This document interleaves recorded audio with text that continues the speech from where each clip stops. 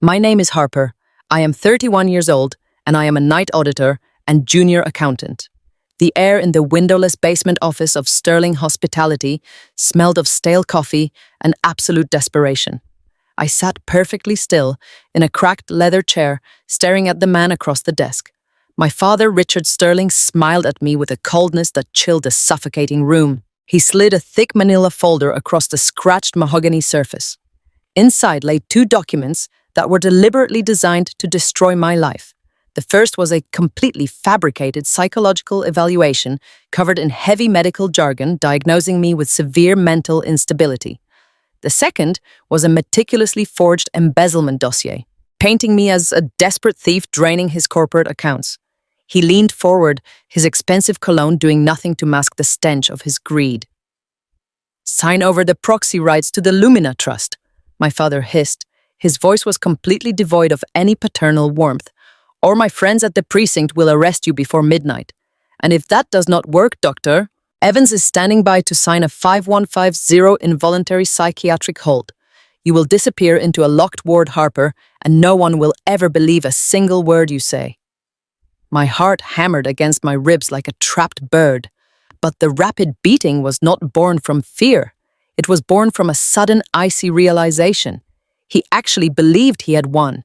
He looked at me and saw exactly what I had trained him to see for the last 10 years. The invisible failed daughter. The quiet disappointment who worked grueling graveyard shifts to manually balance the bleeding ledgers of his failing mid-tier hotels. He saw a highly convenient scapegoat he could easily crush under his heel to save his own sinking ship. He had absolutely no idea who was really sitting across from him. He did not know that the Lumina Trust he was desperately trying to steal was not just a proxy holding account for some mysterious offshore investor.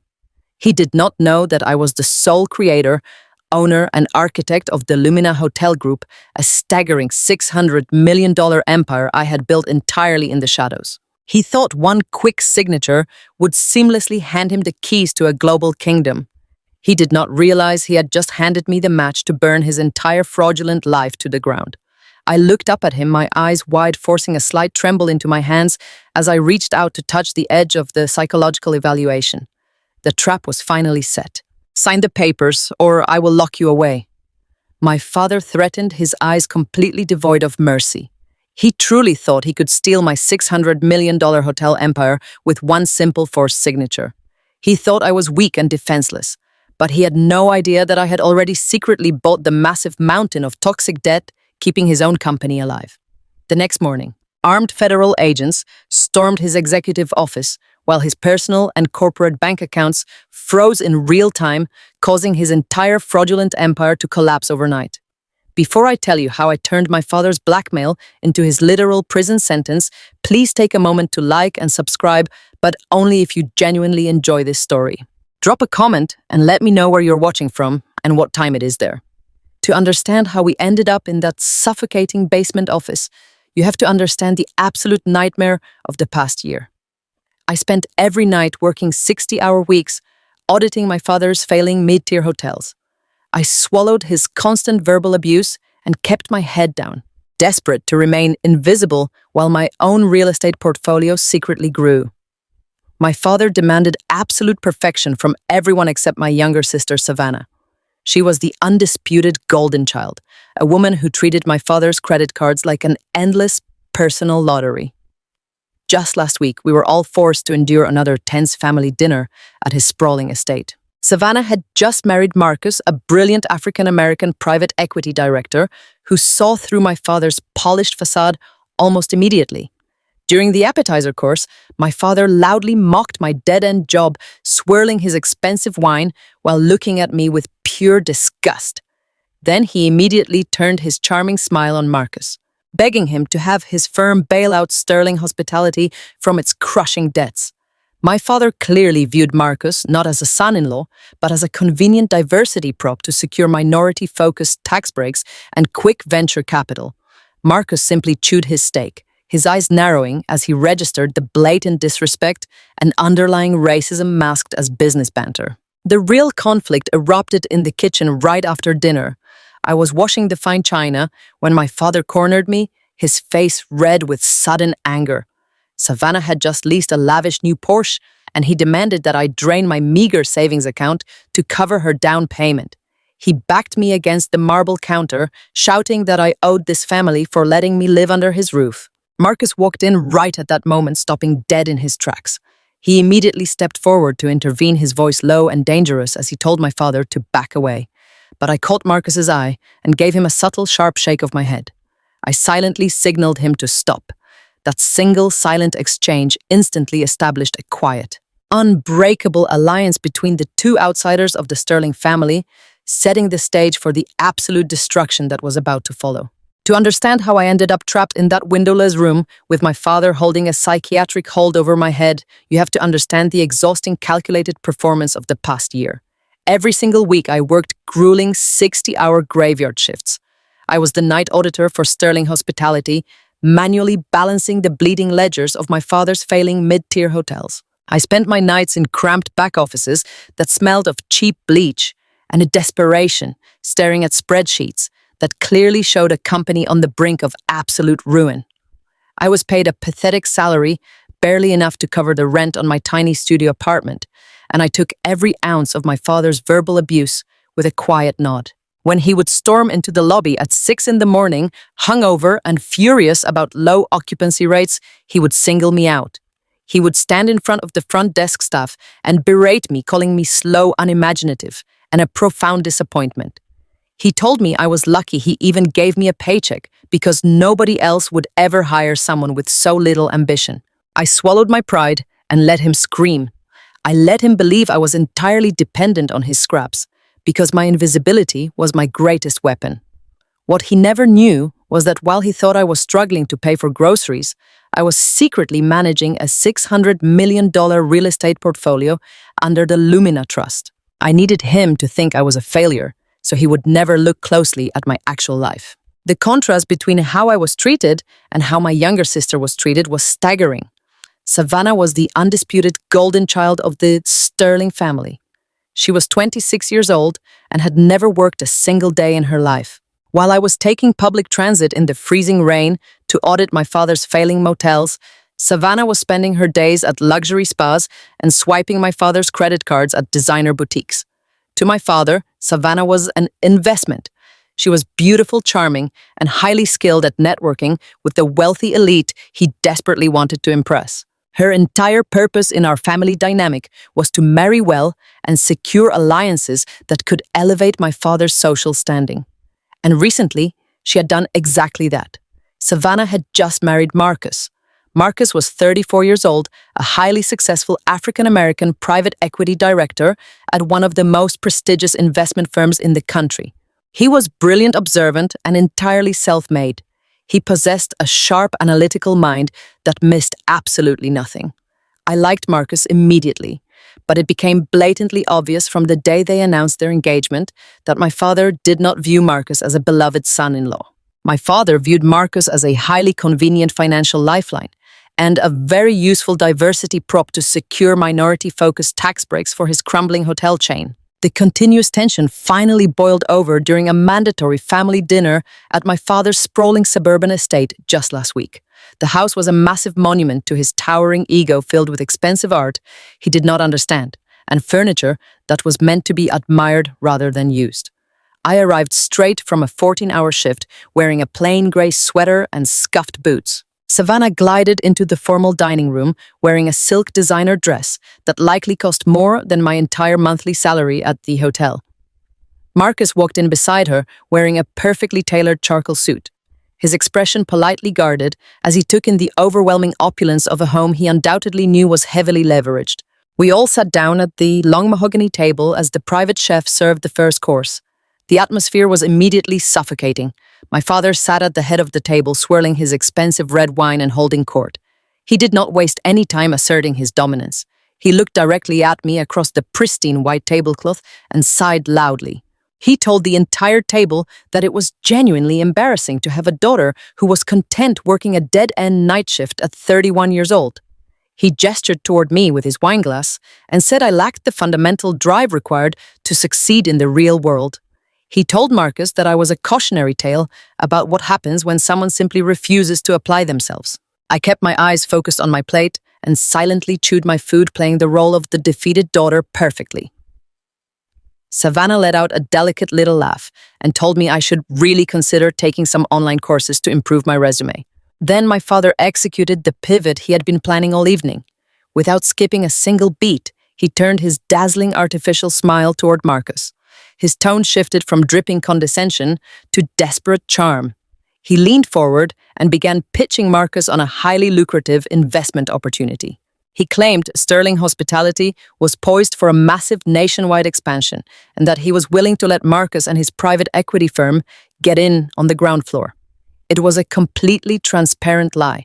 I knew the exact numbers because I audited them every single night.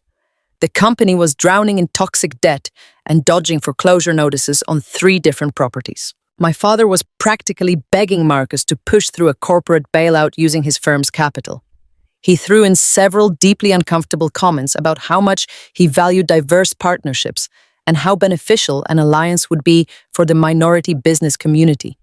It was a masterclass in subtle manipulation and veiled racism masked as progressive business strategy. I watched Marcus carefully. Marcus did not flinch. He slowly wiped his mouth with his linen napkin and looked my father right in the eye. He politely stated that his firm required a deeply rigorous forensic audit before even considering any capital injections, and that from his preliminary external view, the hospitality sector was carrying far too much risk. The rejection was polite, but absolute. My father's face flushed a deep shade of crimson. His jaw clenched so tightly, I thought his teeth might shatter. He had invited us to this dinner to humiliate me and extract millions from his new son-in-law, and instead, he had been quietly but firmly put in his place. The silence that followed was heavy and thick with unsaid threats. But the true conflict of the night was not going to happen at the dinner table. It was going to happen in the kitchen directly afterward, and it would cement a secret alliance that would bring my father's entire fake empire crashing down. The tension in the dining room hung so heavily, you could practically choke on it. After my father's transparent attempt to squeeze a bailout from Marcus failed miserably, the dinner abruptly ended. Savannah obliviously dragged her new husband into the living room to look at paint swatches for their new condo, while I quietly began clearing the fine china. But as I stacked the plates, I thought about Marcus. He was incredibly sharp. You do not become a private equity director by age 34 without the ability to read a room, and Marcus had been reading my father all evening. Over the past few months, I had watched my father parade Marcus around his country club friends like a shiny new trophy. My father did not see a brilliant self-made man. He saw a highly convenient diversity prop. I had overheard my father on a phone call with his tax attorneys, explicitly asking how he could leverage Marcus as a minority partner to qualify Sterling Hospitality for lucrative federal tax breaks and government contracts reserved for diverse ownership. He would introduce Marcus to his wealthy associates with a stiff, overly firm handshake and a wide fake smile, dropping buzzwords about urban success and overcoming adversity. Marcus grew up in a quiet middle-class suburb in Maryland with 2 professor parents, but my father consistently spun this false narrative to make himself look like a progressive savior welcoming him into the fold. The underlying disdain was always there, wrapped in backhanded compliments and subtle microaggressions about how articulate Marcus was, or how surprised my father was by Marcus's refined taste in wine. Marcus noticed every single bit of it. I saw it in the tight set of his jaw, and the way his eyes would go flat and cold whenever my father patted him on the back. Marcus knew exactly what game my father was playing, and he was absolutely refusing to participate. I carried the heavy stack of plates into the sprawling marble kitchen, eager to escape the stifling atmosphere of the house. I turned on the hot water and started scrubbing, perfectly content to play the role of the invisible servant. It was the safest place for me to be, but the illusion of safety shattered 3 minutes later when the heavy wooden kitchen door swung open. My father marched in, his face flushed a deep, dangerous shade of red. He was absolutely seething from Marcus politely rejecting his desperate pitch for a corporate bailout. But my father was a coward. He would never dare confront a powerful man like Marcus directly. Instead, he sought out his favorite punching bag: me. He closed the door behind him and locked it with a sharp, definitive click. The sound echoed in the massive kitchen, and my stomach instinctively tightened.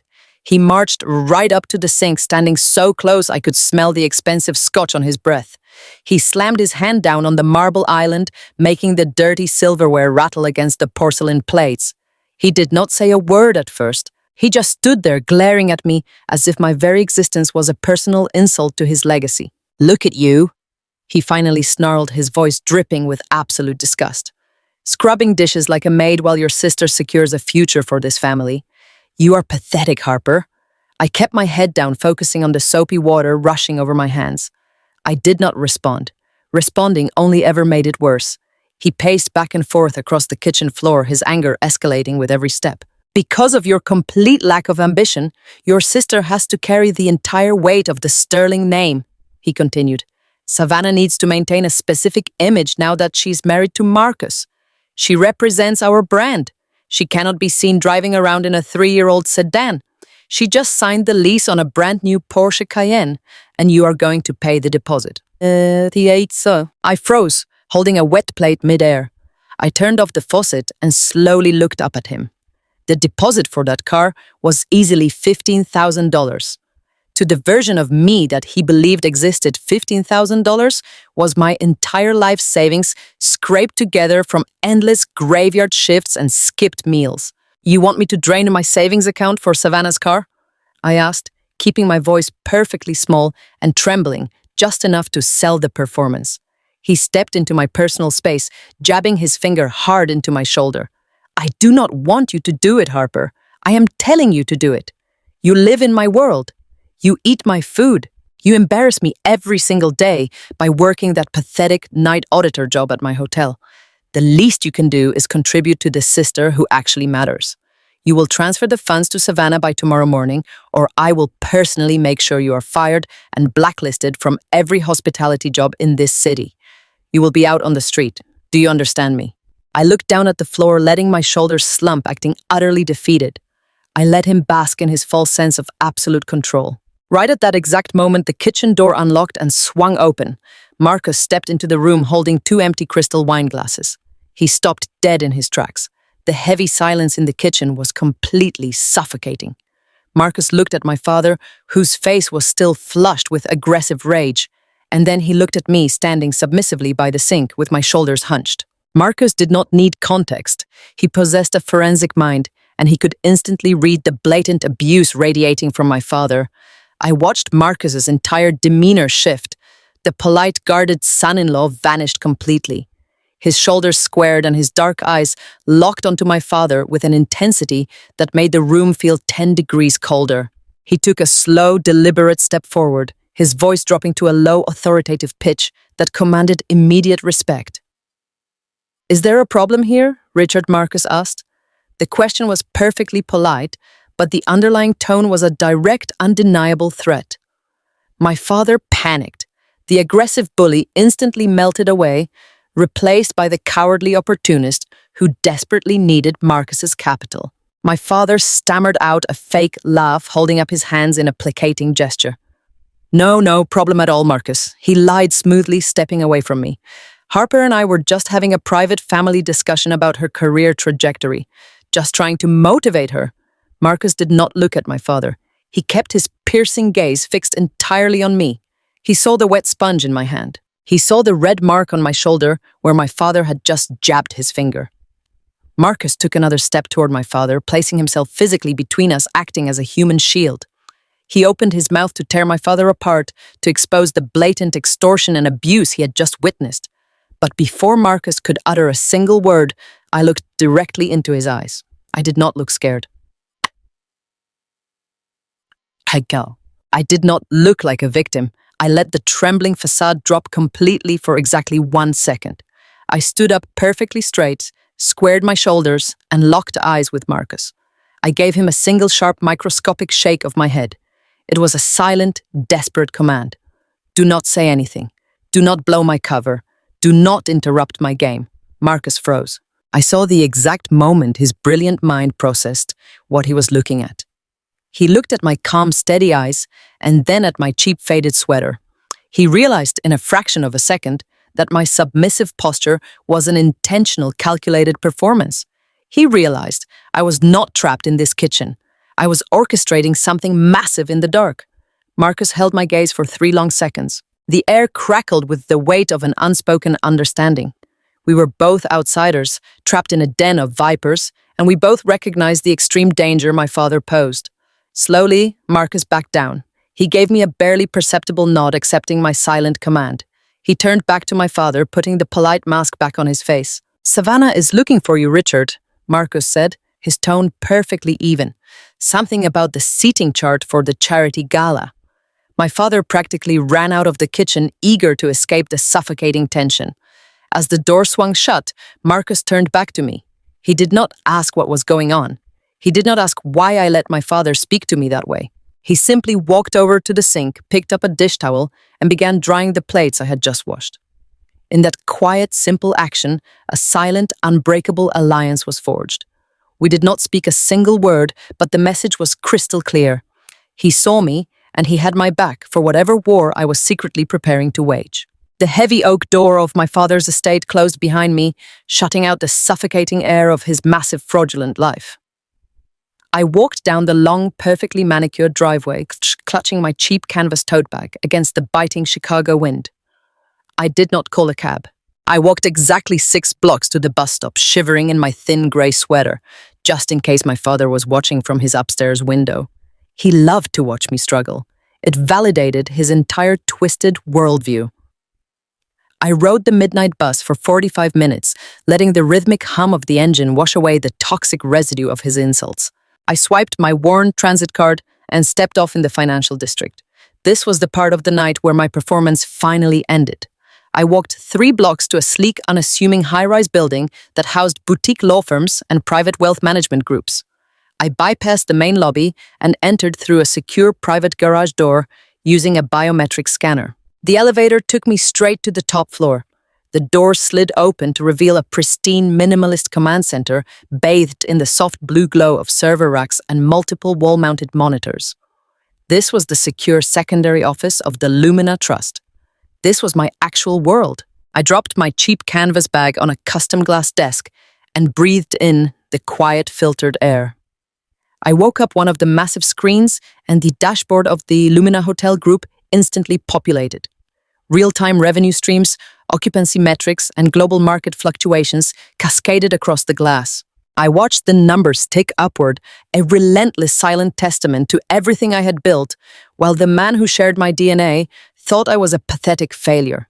$600 million. That was the current valuation of the empire sitting under my fingertips. I poured myself a cup of black coffee from the espresso machine and looked at a small framed photograph sitting on the corner of my desk. It was a picture of my maternal grandfather, Thomas. He was the only person in my family who ever saw me. He did not see a quiet, invisible girl. He saw a sharp mathematical mind and a relentless drive that perfectly mirrored his own. When I was 19 years old, grandfather Thomas passed away. My father immediately circled like a vulture, desperate to absorb whatever assets my grandfather had left behind. My father fully expected a massive cash payout to save his own permanently bleeding ledgers. Instead, the reading of the will revealed a singular, devastating shock. Grandfather Thomas left absolutely nothing to my mother or my father. He bypassed them completely and left his only remaining asset directly to me. It was not a fortune.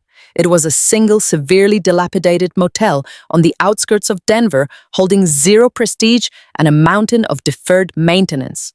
My father actually laughed during the will reading. He mocked the property, calling it a worthless pile of rotting wood, and immediately demanded that I sign it over to him so he could liquidate the land for a quick tax write-off. He told me I was too young, too naive, and too utterly incompetent to manage commercial real estate. He shoved a transfer deed in my face and ordered me to sign it. But grandfather Thomas had anticipated my father's predatory greed. He had attached a strict ironclad clause to the inheritance, stating the property could not be sold or transferred for exactly 5 years. My father was absolutely furious. He stormed out of the office screaming that I would bankrupt myself within a month. He cut me off financially that very day, attempting to starve me out and force me to surrender. He vastly underestimated what a woman can do when she has absolutely nothing left to lose. I dropped out of my regular college classes and transferred entirely to online courses.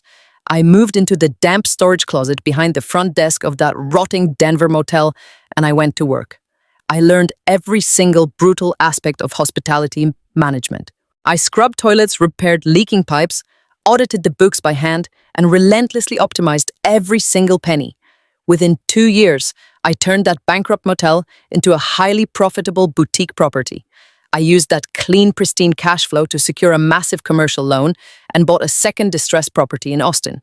I repeated the exact same process. I slept 4 hours a night and poured every ounce of my energy into the business. Then I bought a third property in Seattle, then a fourth in Miami. The growth was exponential, but I knew my father. I knew that the second he smelled real money, he would stop at nothing to orchestrate a hostile takeover. He would use his corrupt local political ties and aggressive lawyers to tie me up in endless frivolous litigation until I bled dry. So I built a fortress. I hired the most ruthless corporate structuring attorneys in Manhattan and constructed an impenetrable labyrinth of shell companies, blind trusts, and holding corporations. The Lumina Hotel Group was legally shielded behind 7 different layers of corporate obscurity. My name appeared absolutely nowhere on any public registry. Officially, Lumina was controlled by an anonymous overseas trust managed by elite proxy directors. Unofficially, I pulled every single string from the shadows.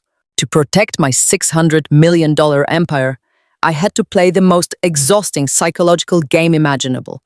I had to ensure my father never looked in my direction. I intentionally applied for the lowest paying, most degrading night auditor position at his worst performing hotel. I deliberately wore scuffed shoes, frayed sweaters, and coats that were completely inappropriate for the harsh Chicago winters. I ate cheap instant ramen in the employee break room, while my father walked past in his tailored Italian suits making loud, degrading jokes about my pathetic lifestyle. I drove a battered, rusted sedan that barely started in the mornings. Every single time he verbally abused me, I swallowed the overwhelming urge to destroy him right there on the spot. I let him call me stupid. I let him tell his wealthy country club friends that I was a massive disappointment.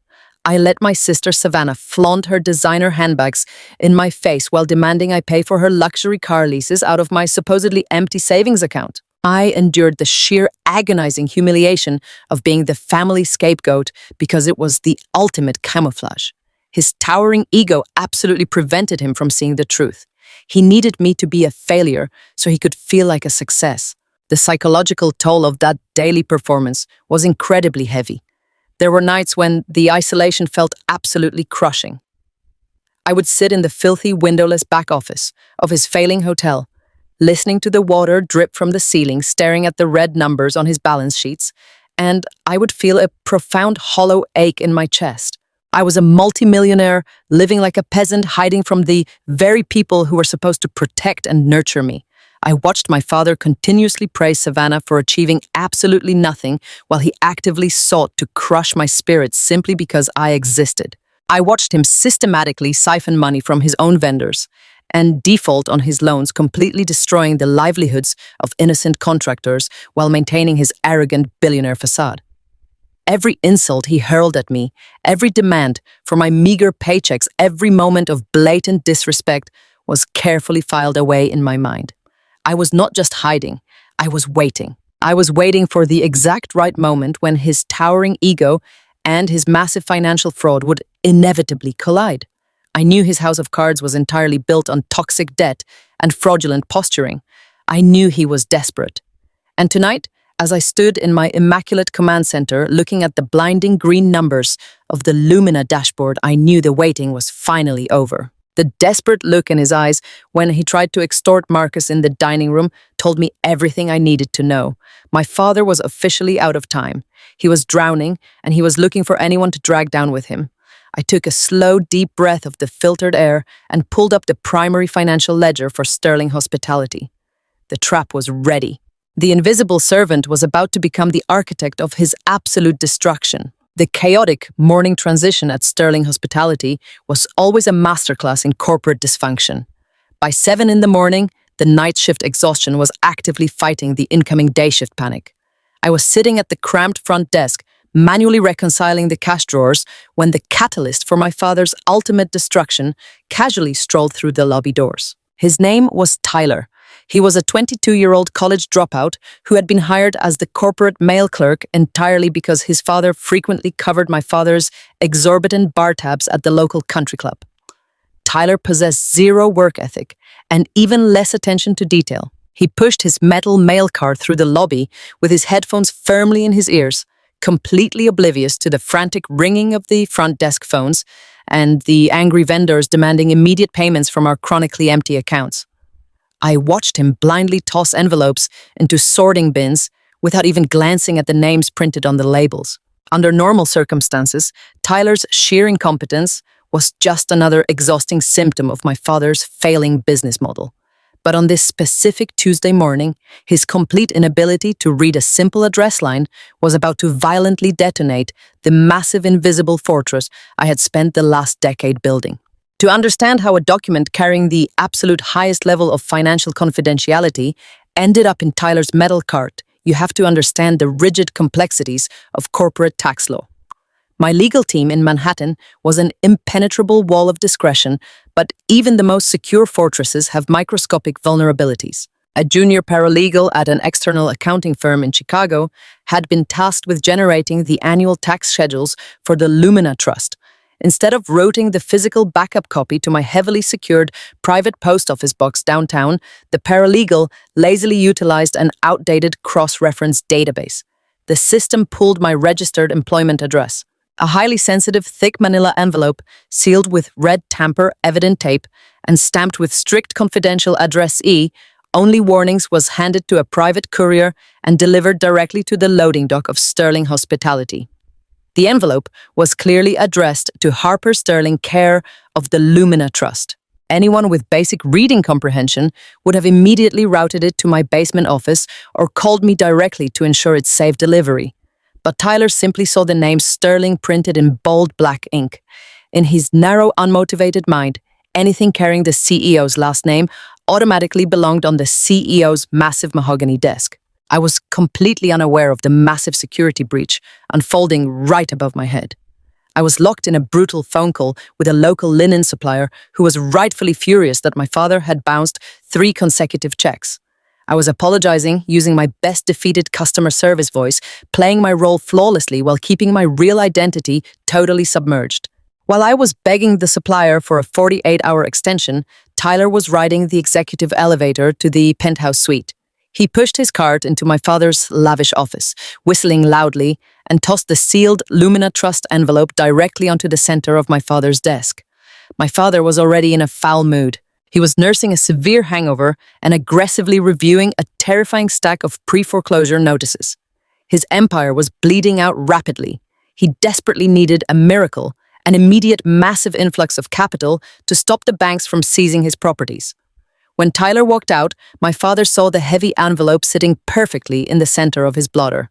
He grabbed a silver letter opener and without a single moment of hesitation or an ounce of respect for federal privacy laws, he sliced right through the red tamper evident tape. My father pulled the thick stack of financial documents from the envelope. At first, he was merely annoyed, expecting another aggressive demand letter from an unpaid contractor or an angry lender. But as his bloodshot eyes scanned the first page, the annoyance instantly evaporated into the stale office air. He was looking at a consolidated tax schedule for a corporate entity called the Lumina Trust. He flipped to the secondary pages detailing the underlying assets. His breathing stopped completely. The ledger listed 14 premium commercial properties across 4 different major metropolitan markets. It detailed massive liquid capital reserves, offshore holding accounts, and staggering quarterly revenue streams. The total assessed valuation printed boldly at the bottom of the page was $600 million. My father gripped the edge of his desk, his knuckles turning stark white. He had spent his entire adult life chasing wealthy investors, begging for scraps at elite country clubs, and inflating his own net worth to mask his crippling debts. Now he was holding a certified legal document proving that a $600 million empire existed right under his nose.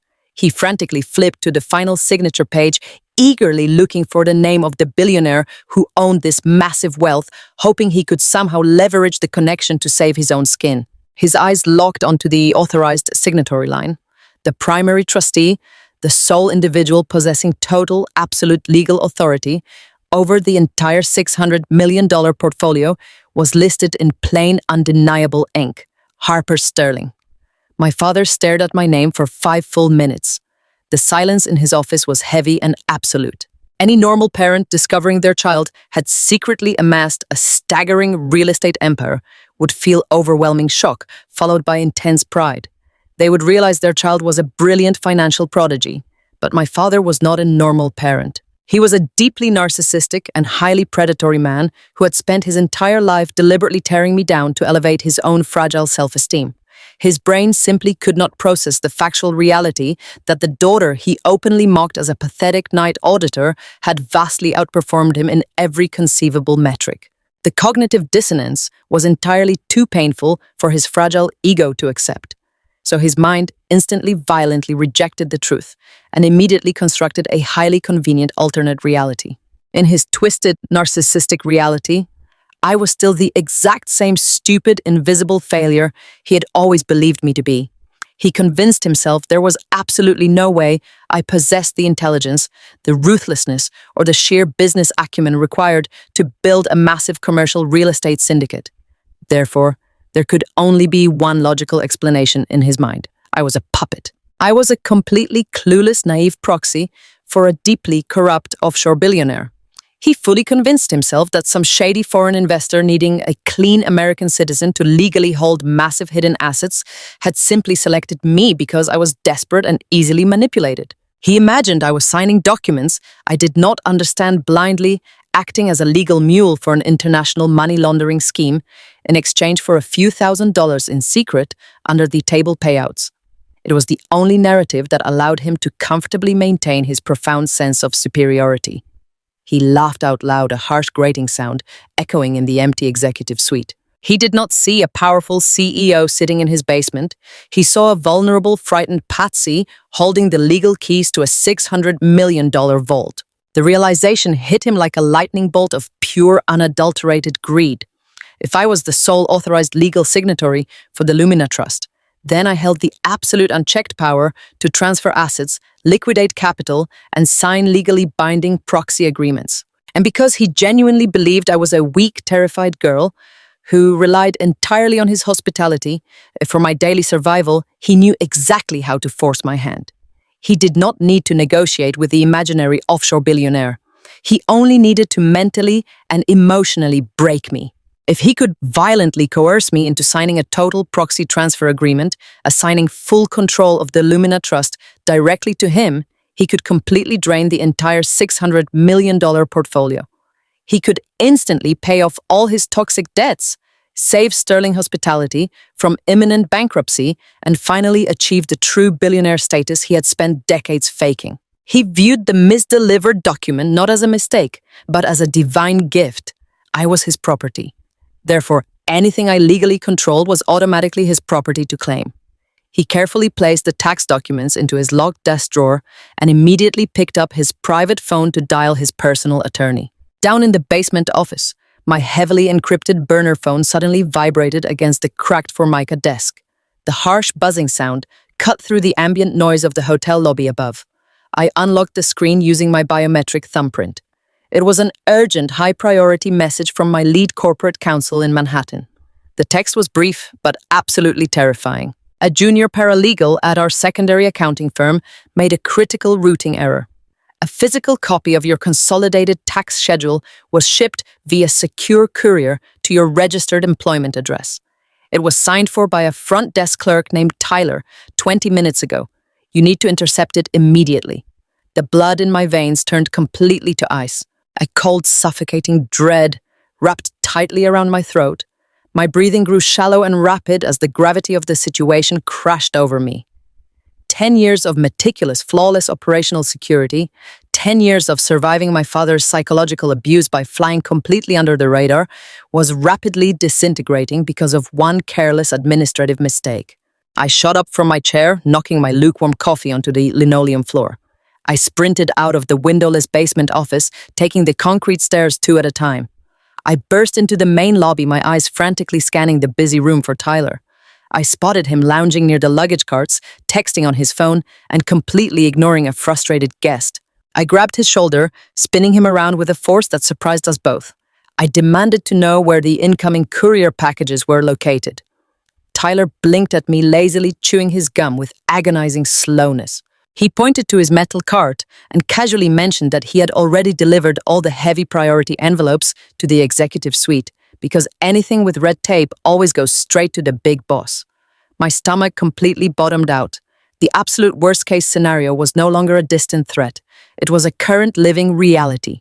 The physical proof of my entire secret universe was sitting on my father's desk. I stood perfectly still in the center of the chaotic hotel lobby, while guests pushed past me with their rolling suitcases.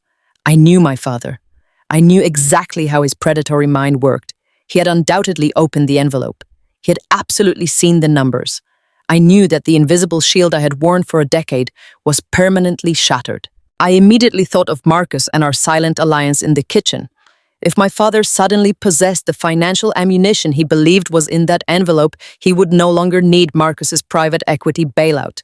He would absolutely target Marcus to destroy him out of pure spite for rejecting his earlier pitch. The game of hiding was officially over. A new, far more dangerous game was starting in its place. I did not run to his office to beg for the documents back.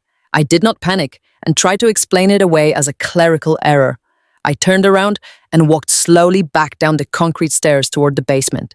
My mind shifted from immediate panic into a cold, hyper-focused state of absolute war. If my father had seen the documents, he was already plotting how to weaponize them against me. He was going to try to break me. I sat back down in my cracked leather chair, wiped the spilled coffee from the floor, and began to calculate exactly how to turn his overwhelming greed into his ultimate, unavoidable destruction. To understand how far my father was willing to go, you have to understand the sheer depth of his financial ruin.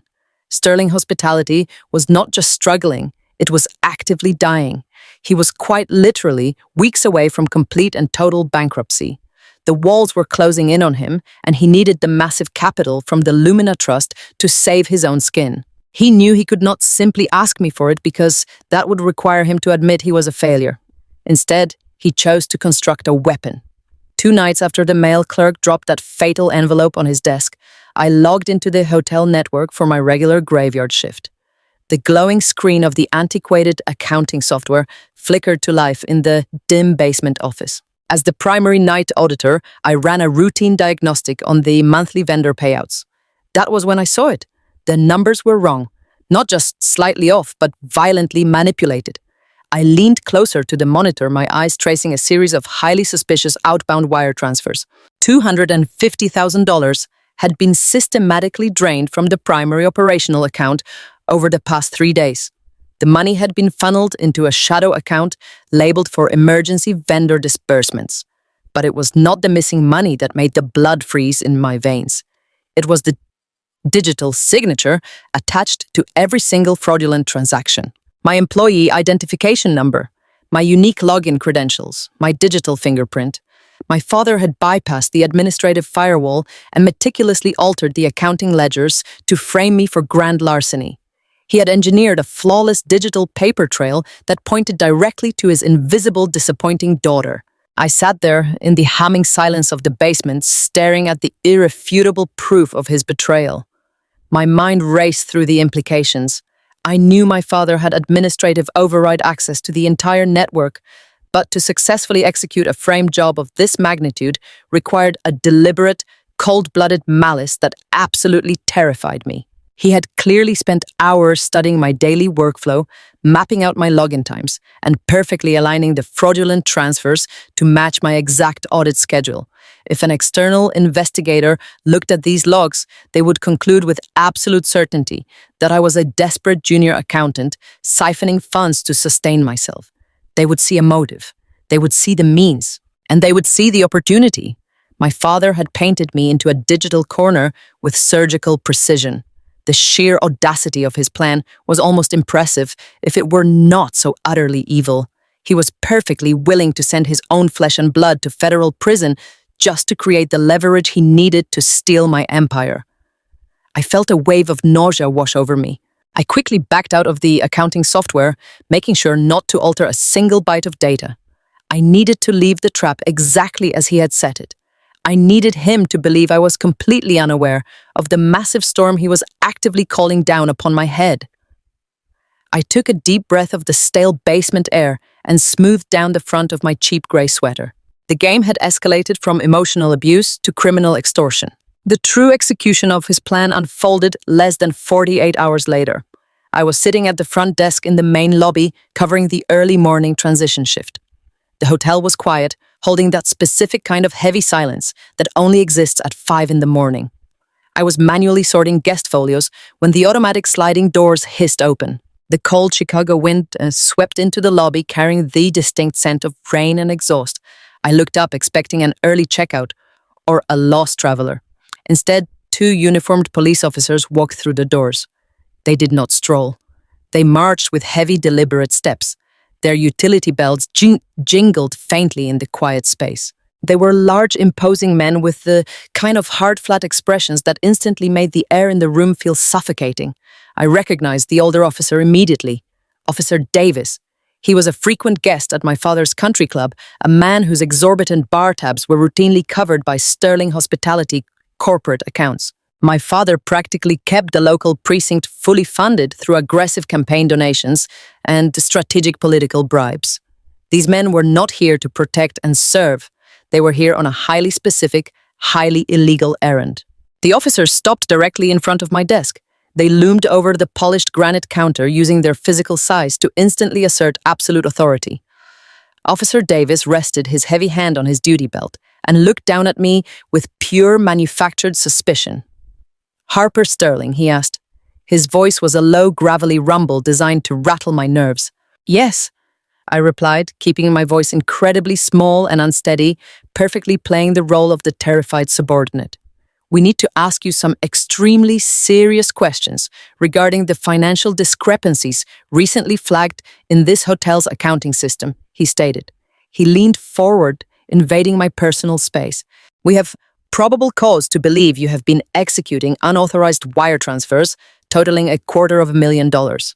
Are you aware that corporate embezzlement carries a mandatory state prison sentence?" My heart hammered aggressively against my ribs. I did not have to fake the physical reaction. Having 2 armed, corrupt police officers threatening you with absolute ruin is a genuinely terrifying experience, regardless of how much money you secretly hold in a blind trust.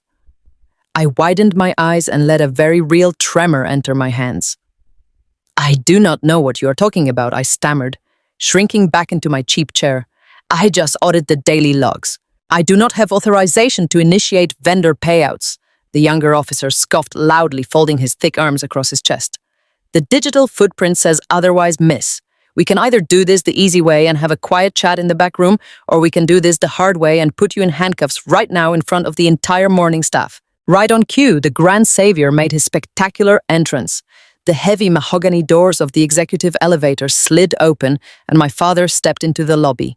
He wore a perfectly tailored navy suit, his silver hair immaculately styled. He radiated the false authority of a powerful titan rushing in to manage a crisis. He walked briskly toward the front desk, his face twisted into a mask of deep paternal concern, mixed with heavy corporate disappointment. "Gentlemen, what on earth is going on here?" he demanded, projecting his voice so the few lingering guests in the lobby would clearly hear his performance.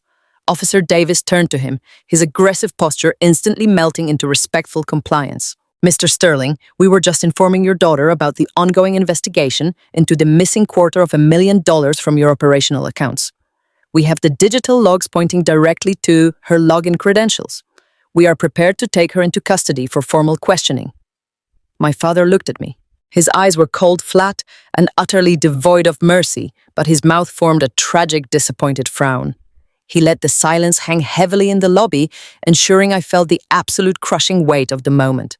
"Harper," my father said, shaking his head slowly, "tell me this is a misunderstanding. Tell me you did not steal from your own family." I looked up at him, playing my part flawlessly. I let tears well up in my eyes.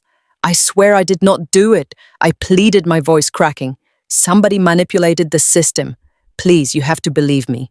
My father sighed a deep theatrical sound that echoed across the granite floors. He turned back to the corrupt officers and placed a firm, friendly hand on Officer Davis's broad shoulder. "Gentlemen, I appreciate your extreme diligence," he said, his voice suddenly dropping to a low conspiratorial murmur. "But this is a highly sensitive family matter. Sterling Hospitality cannot afford a public scandal of this magnitude right now. If the press gets a hold of an embezzlement story, the board of directors will panic. I want to handle this completely internally. I will take full personal responsibility for my daughter. I will ensure the missing funds are fully reconciled and that she faces appropriate private consequences. Please, let me manage this disaster quietly. I am calling in a personal favor."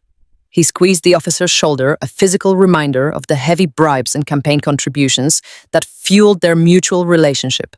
Officer Davis exchanged a long, knowing look with his younger partner. The entire scene was a brilliantly orchestrated piece of psychological theater. They had been given their script, and they were playing it perfectly. "Well, Mr. Sterling," Officer Davis said slowly, heavily emphasizing his reluctance, "because of our deep respect for you and everything you do for the community, we will hold off on the formal arrest warrant. But we cannot keep this buried forever. You have exactly 48 hours to resolve this internally before we are legally forced to pursue the criminal charges. We expect a full update by Friday." My father nodded solemnly, shaking both of their hands with a firm masculine grip. "Thank you, officers. I will deal with her immediately." The officers turned on their heavy heels and marched out of the lobby, the automatic doors hissing shut behind them. The cold morning air vanished, replaced by the stifling, oppressive atmosphere of my father's absolute control. As soon as the police cruiser pulled out of the circular driveway, my father's expression instantly shifted. The fake tragic father evaporated. The ruthless predator emerged. He turned to me, his blue eyes shining with a sickening, manic triumph. He did not say a single word at first. He simply walked behind the front desk, grabbed me roughly by the upper arm, and physically marched me away from the lobby. He dragged me down the long, narrow hallway that led directly to the windowless basement office. Every step we took was a calculated move in his ultimate game. He genuinely believed he had just completely shattered my reality. He thought he had successfully isolated me, terrified me, and trapped me in a hopeless legal nightmare. He thought I believed those corrupt officers were actually going to throw me in a federal prison cell if I did not submit to his every demand. He wanted me broken, disoriented, and begging for his protection. But as his fingers dug painfully into my arm, my mind was not trapped in a state of panic. My mind was operating with brutal, flawless clarity. I realized this elaborate, horrifying frame job was merely the setup. The stolen $250,000, the fake digital trail, the terrifying ambush by the bribed police officers, it was all just the heavy artillery he needed to force me into the locked room. He needed a weapon so massive, so utterly life-destroying, that I would blindly sign away my $600 million empire just to stay out of a jail cell. He threw me into the dark basement office and slammed the heavy door behind us, locking the deadbolt with a sharp metallic snap. The real extortion was about to begin, and I was more than ready to let him dig his own grave. The deadbolt snapped shut behind us with a heavy metallic thud that echoed like a gunshot in the cramped space. I stumbled forward slightly as my father roughly released his bruising grip on my upper arm, shoving me toward the center of the room. I caught my balance against the edge of the scratched mahogany desk and slowly lifted my head. The air in the windowless basement office was stagnant and oppressive, smelling of cheap floor wax, stale coffee, and decades of desperate corporate anxiety. But what truly suffocated me, what actually made my breath catch in my throat, was the sight of the person waiting calmly in the corner chair. My mother, Patricia. She sat there, illuminated by the harsh fluorescent overhead light, with her legs elegantly crossed at the ankle.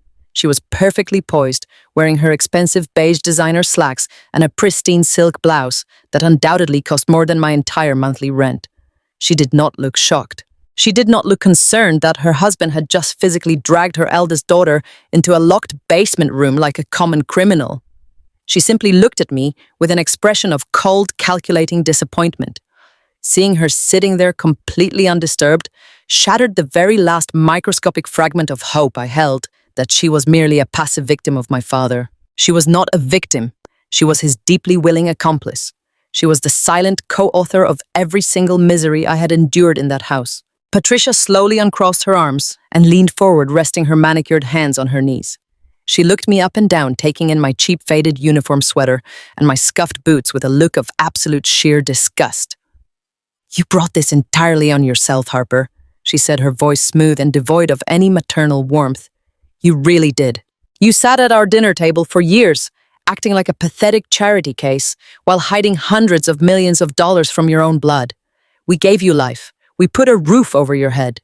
And you sat in the dark hoarding a fortune while your father worked himself to the bone trying to keep this family afloat. It is deeply disgusting how secretive and selfish you have become." I stared at her, completely paralyzed by the sheer breathtaking audacity of her distorted reality. She genuinely believed she was the victim. She actually believed that because I shared her DNA, I was financially obligated to rescue her husband from the devastating consequences of his own massive financial fraud and horrific business mismanagement. She completely ignored the fact that my father had actively thrown me away, that he had continuously mocked and degraded me for a decade. In her twisted mind, my wealth automatically belonged to them, and my decision to quietly protect my assets from their greedy, predatory hands was the ultimate unforgivable betrayal. My father walked briskly past me, circling behind the massive mahogany desk. He did not yell. He did not scream. He had moved far beyond explosive rage into a terrifying realm of icy, calculated execution. He pulled out the exact same thick manila envelope I had seen sitting on his desk earlier that morning. He slowly opened the flap and completely bypassed the tax documents. Instead, he withdrew 2 completely different stacks of paper and slammed them down onto the scratched wood surface. I felt a cold knot of genuine dread form in the absolute pit of my stomach as I recognized the trap closing entirely around me. This was the exact moment the nightmare fully materialized. This was the ultimatum he had meticulously constructed while I was desperately trying to keep his failing hotels running. He tapped his index finger aggressively against the first stack of papers. "This is a comprehensive psychological evaluation," he stated, his voice dropping to a low, terrifying register. "It has been completely finalized, signed, and legally certified by Dr. Evans." Dr. Evans was a highly prominent psychiatrist in Chicago, who also happened to be my father's closest country club associate and golf partner. He was a corrupt, utterly compromised physician who regularly wrote fraudulent prescriptions and provided highly questionable medical documentation to protect the wealthy elite of my father's inner circle. According to this certified medical document, my father continued, a dark, menacing smile playing at the corners of his mouth. "You are suffering from severe acute paranoia, profound delusions of grandeur, and highly dangerous manic episodes. Dr. Evans has determined with absolute professional medical certainty that you are a severe immediate danger to yourself and to the general public." I stared at the fraudulent paperwork, the heavy medical jargon blurring before my eyes. My father had effectively purchased a completely fabricated medical diagnosis to systematically strip away my human rights. He slid the second stack of papers directly next to the first one. "And this," he hissed, his eyes wide with a manic, greedy light, "is a completely verified digital dossier proving beyond any reasonable shadow of a doubt that you have single-handedly embezzled $250,000 from Sterling Hospitality. It contains your exact employee login credentials, your highly specific network identification number, and a perfect sequential timeline matching your exact night audit shifts.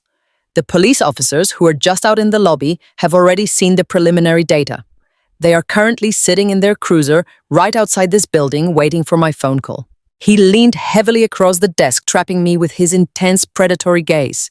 He laid out the absolute inescapable reality of the trap he had sprung. "We are at a critical crossroads, Harper," he whispered, leaning even closer until I could smell the stale coffee on his breath. "You are going to sign over the total complete legal proxy rights to the Lumina Trust right now. You are going to permanently transfer every single asset, every property, and every offshore account directly into my absolute control. If you pick up that pen and sign the papers, the embezzlement charges instantly vanish. The missing money becomes a simple accounting error that I will personally sweep under the rug. You will quietly walk out of this basement, and you will never speak of this again. But if you refuse," my father said, his voice suddenly hardening into pure, unadulterated venom, "the consequences will be immediate and catastrophic. I will pick up my phone and call my friends at the precinct.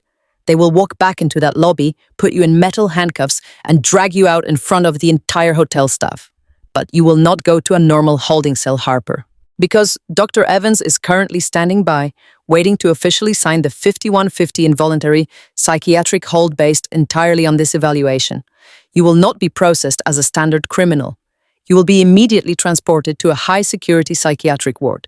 You will be stripped, searched, drugged, and locked inside a padded white room. You will disappear into a heavily guarded medical facility, and absolutely no one will ever hear a single word you say. My mother uncrossed her legs and stood up from her chair, slowly walking over to stand right beside him. She folded her arms across her chest, looking down at me like I was an insect, completely unworthy of her basic compassion. Think about it logically, Harper, she added, her tone dripping with fake maternal concern that made my skin crawl. Who is any judge going to believe? Are they going to believe a highly respected, wealthy hotel CEO and a prominent licensed psychiatrist, or are they going to believe a deeply unstable, low-level night auditor who works graveyard shifts and lives in a rundown apartment? You have absolutely no credibility. You have no friends. You have no resources they know about. If you fight us, you will spend the rest of your youth heavily medicated in a locked facility facing massive state felony charges. Do the right thing for your family. Stop being so incredibly selfish and sign the documents. I stood completely frozen in the center of the stifling basement office. My heart hammered aggressively against my ribs, mirroring the frantic rhythm of a trapped animal. The sheer breathtaking evil of their plan washed over me in heavy, suffocating waves. They were not just threatening my money. They were actively threatening my entire physical freedom, my sanity, and my future. They were perfectly willing to completely destroy my life, permanently institutionalize me, and brand me as a deranged felon simply to steal the corporate empire I had spent my entire adult life painstakingly building from absolute scratch. My father slowly reached into his suit jacket and pulled out an expensive silver fountain pen. He laid it gently on top of the final document in the stack. It was an irrevocable proxy transfer deed, specifically naming him as the sole managing director and total beneficiary of the Lumina Trust. Sign the papers or I will lock you away. He repeated, his voice ringing with absolute finality. I looked down at the silver pen gleaming under the harsh fluorescent lights. I looked at the incredibly dangerous forged medical documents and the fake embezzlement ledger. And then I looked up at the two people who had brought me into this world. I did not see parents. I saw two desperate, ruthless monsters who had completely backed themselves into a corner and were blindly lashing out. They truly thought they had won. They truly believed they had orchestrated the perfect, inescapable trap. They believed that because I was currently wearing a faded uniform and standing in a dingy basement, I was weak, vulnerable, and completely devoid of any counter leverage. They had absolutely no idea that by forcing this massive high-stakes ultimatum, they had just given me the ultimate moral permission to completely and utterly destroy them. I let my hands begin to shake violently. I let my breathing become rapid and shallow, perfectly mimicking the symptoms of a total mental breakdown. The performance of my life was about to enter its final, most critical act. I stared at the silver fountain pen resting on the desk. The metal gleamed under the harsh fluorescent lights of the basement office. My father expected me to break. He expected the weight of his fabricated psychological evaluation and the completely forged embezzlement dossier to crush whatever pathetic resistance I had left. So I gave him exactly what he wanted. I forced my lungs to seize. I took a short, ragged breath and let my hands begin to tremble violently. The performance required absolute dedication. I let my shoulders collapse inward, shrinking my posture until I looked like a terrified child. My heart was already pounding against my ribs, but I channeled that pure adrenaline into a display of complete hysterical panic. I backed away from the mahogany desk, letting my worn boots scuff loudly against the cheap linoleum floor. I clamped my hands over my mouth and let out a choked, desperate sob. Tears, hot and fast, immediately spilled over my cheeks. I was not crying out of fear. I was crying out of sheer, absolute rage at the two monsters standing in front of me, but to them, it looked like total defeat. I looked at my mother, Patricia, sitting perfectly poised in her designer slacks. I begged her, letting my voice crack and pitch upward. I pleaded with her not to let him do this to me. I swore I did not do anything wrong and that I would never steal. My mother did not even blink. Her expression remained a mask of cold, calculating disgust. She slowly smoothed a wrinkle from her silk blouse and sighed. She told me to stop being so dramatic. She said, her voice completely devoid of any maternal instinct, that I brought this entirely on myself by being so selfish and secretive. She ordered me to just sign the papers and stop embarrassing this family. Her callousness was breathtaking, but it fueled my performance perfectly. I let my knees buckle slightly, catching myself on the edge of a filing cabinet. I hyperventilated, taking rapid, shallow gasps of the stale basement air. My father stepped closer, his expensive leather shoes squeaking faintly on the floor. He picked up the silver fountain pen and forcefully shoved it into my trembling hand, the cold metal pressed against my palm. He barked at me to sign the proxy, telling me my options were gone. He reminded me the police were waiting right outside, and Dr. Evans was waiting for his call. He said I would either walk out of the basement as a compliant member of the family, or I would not walk out at all. He promised I would go straight into a padded room. I gripped the pen so tightly my knuckles turned white. My entire body shook with manufactured terror. I looked at the irrevocable proxy transfer deed sitting on the desk. That document would legally hand him the keys to the $600 million Lumina Hotel Group. He was so incredibly arrogant. He genuinely believed that his brute force tactics and his corrupt political connections had cleanly boxed me in. He wanted the money so badly he could practically taste it. He wanted to instantly wipe away his toxic debts and parade around his country club friends as a legitimate billionaire. But his towering ego and blinding greed were exactly the vulnerabilities I needed to exploit. I could not just refuse to sign. That would trigger the immediate psychiatric hold and the arrest. But I also could not sign it right now because a signature under extreme duress in a locked basement without my legal team present could create complications later. I needed time. I needed a highly specific window of time to unleash the absolute financial devastation I had been preparing for him. I needed 48 hours to buy his debt. I raised the pen over the signature line, hovering just inches above the paper. My father leaned in, his eyes wide with manic anticipation. He was practically vibrating with greed. Then I intentionally dropped the pen. It clattered loudly against the mahogany desk and rolled onto the floor. I collapsed into the cracked leather chair, burying my face in my hands, and let out a loud wailing sob. I cried out, rocking back and forth, saying I could not just sign it right now. My father slammed his fist onto the desk, making the forged documents jump. He roared, demanding to know why I could not do it. He ordered me to pick up the pen and sign my name right then and there. I looked up at him, my face completely flushed and wet with tears. I forced a look of pure, desperate compliance into my eyes. I stammered out a lie, my voice a high-pitched, frantic mess. I told him I wanted to sign it and that I did not want to go to jail. I told him he did not understand how the trust was structured. I explained that the offshore investors who set up Lumina do not just let me sign over total control blindly. I babbled about digital fail-safes and massive security protocols. My father glared at me, his chest heaving, demanding to know what I was talking about. I took another ragged theatrical breath, wiping my nose with the sleeve of my cheap gray sweater. I fed him a perfectly crafted lie wrapped in corporate panic.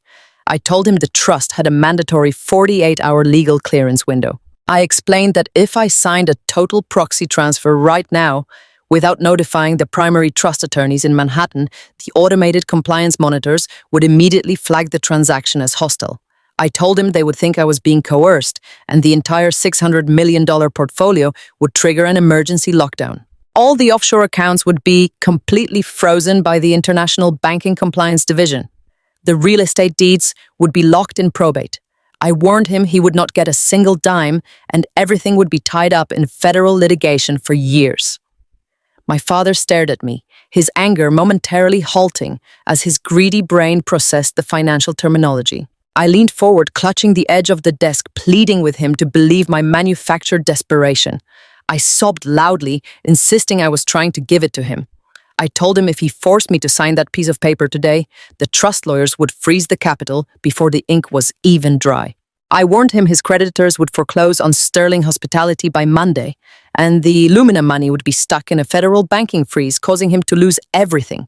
I cried that I needed time to clear the proxy transfer. I said I needed to submit a digital intent to transfer form to the Manhattan attorneys and wait for the mandatory clearing period to expire. I begged for 48 hours to make sure the money actually transferred into his name cleanly. My mother scoffed loudly from her corner, snapping that I was lying and just stalling.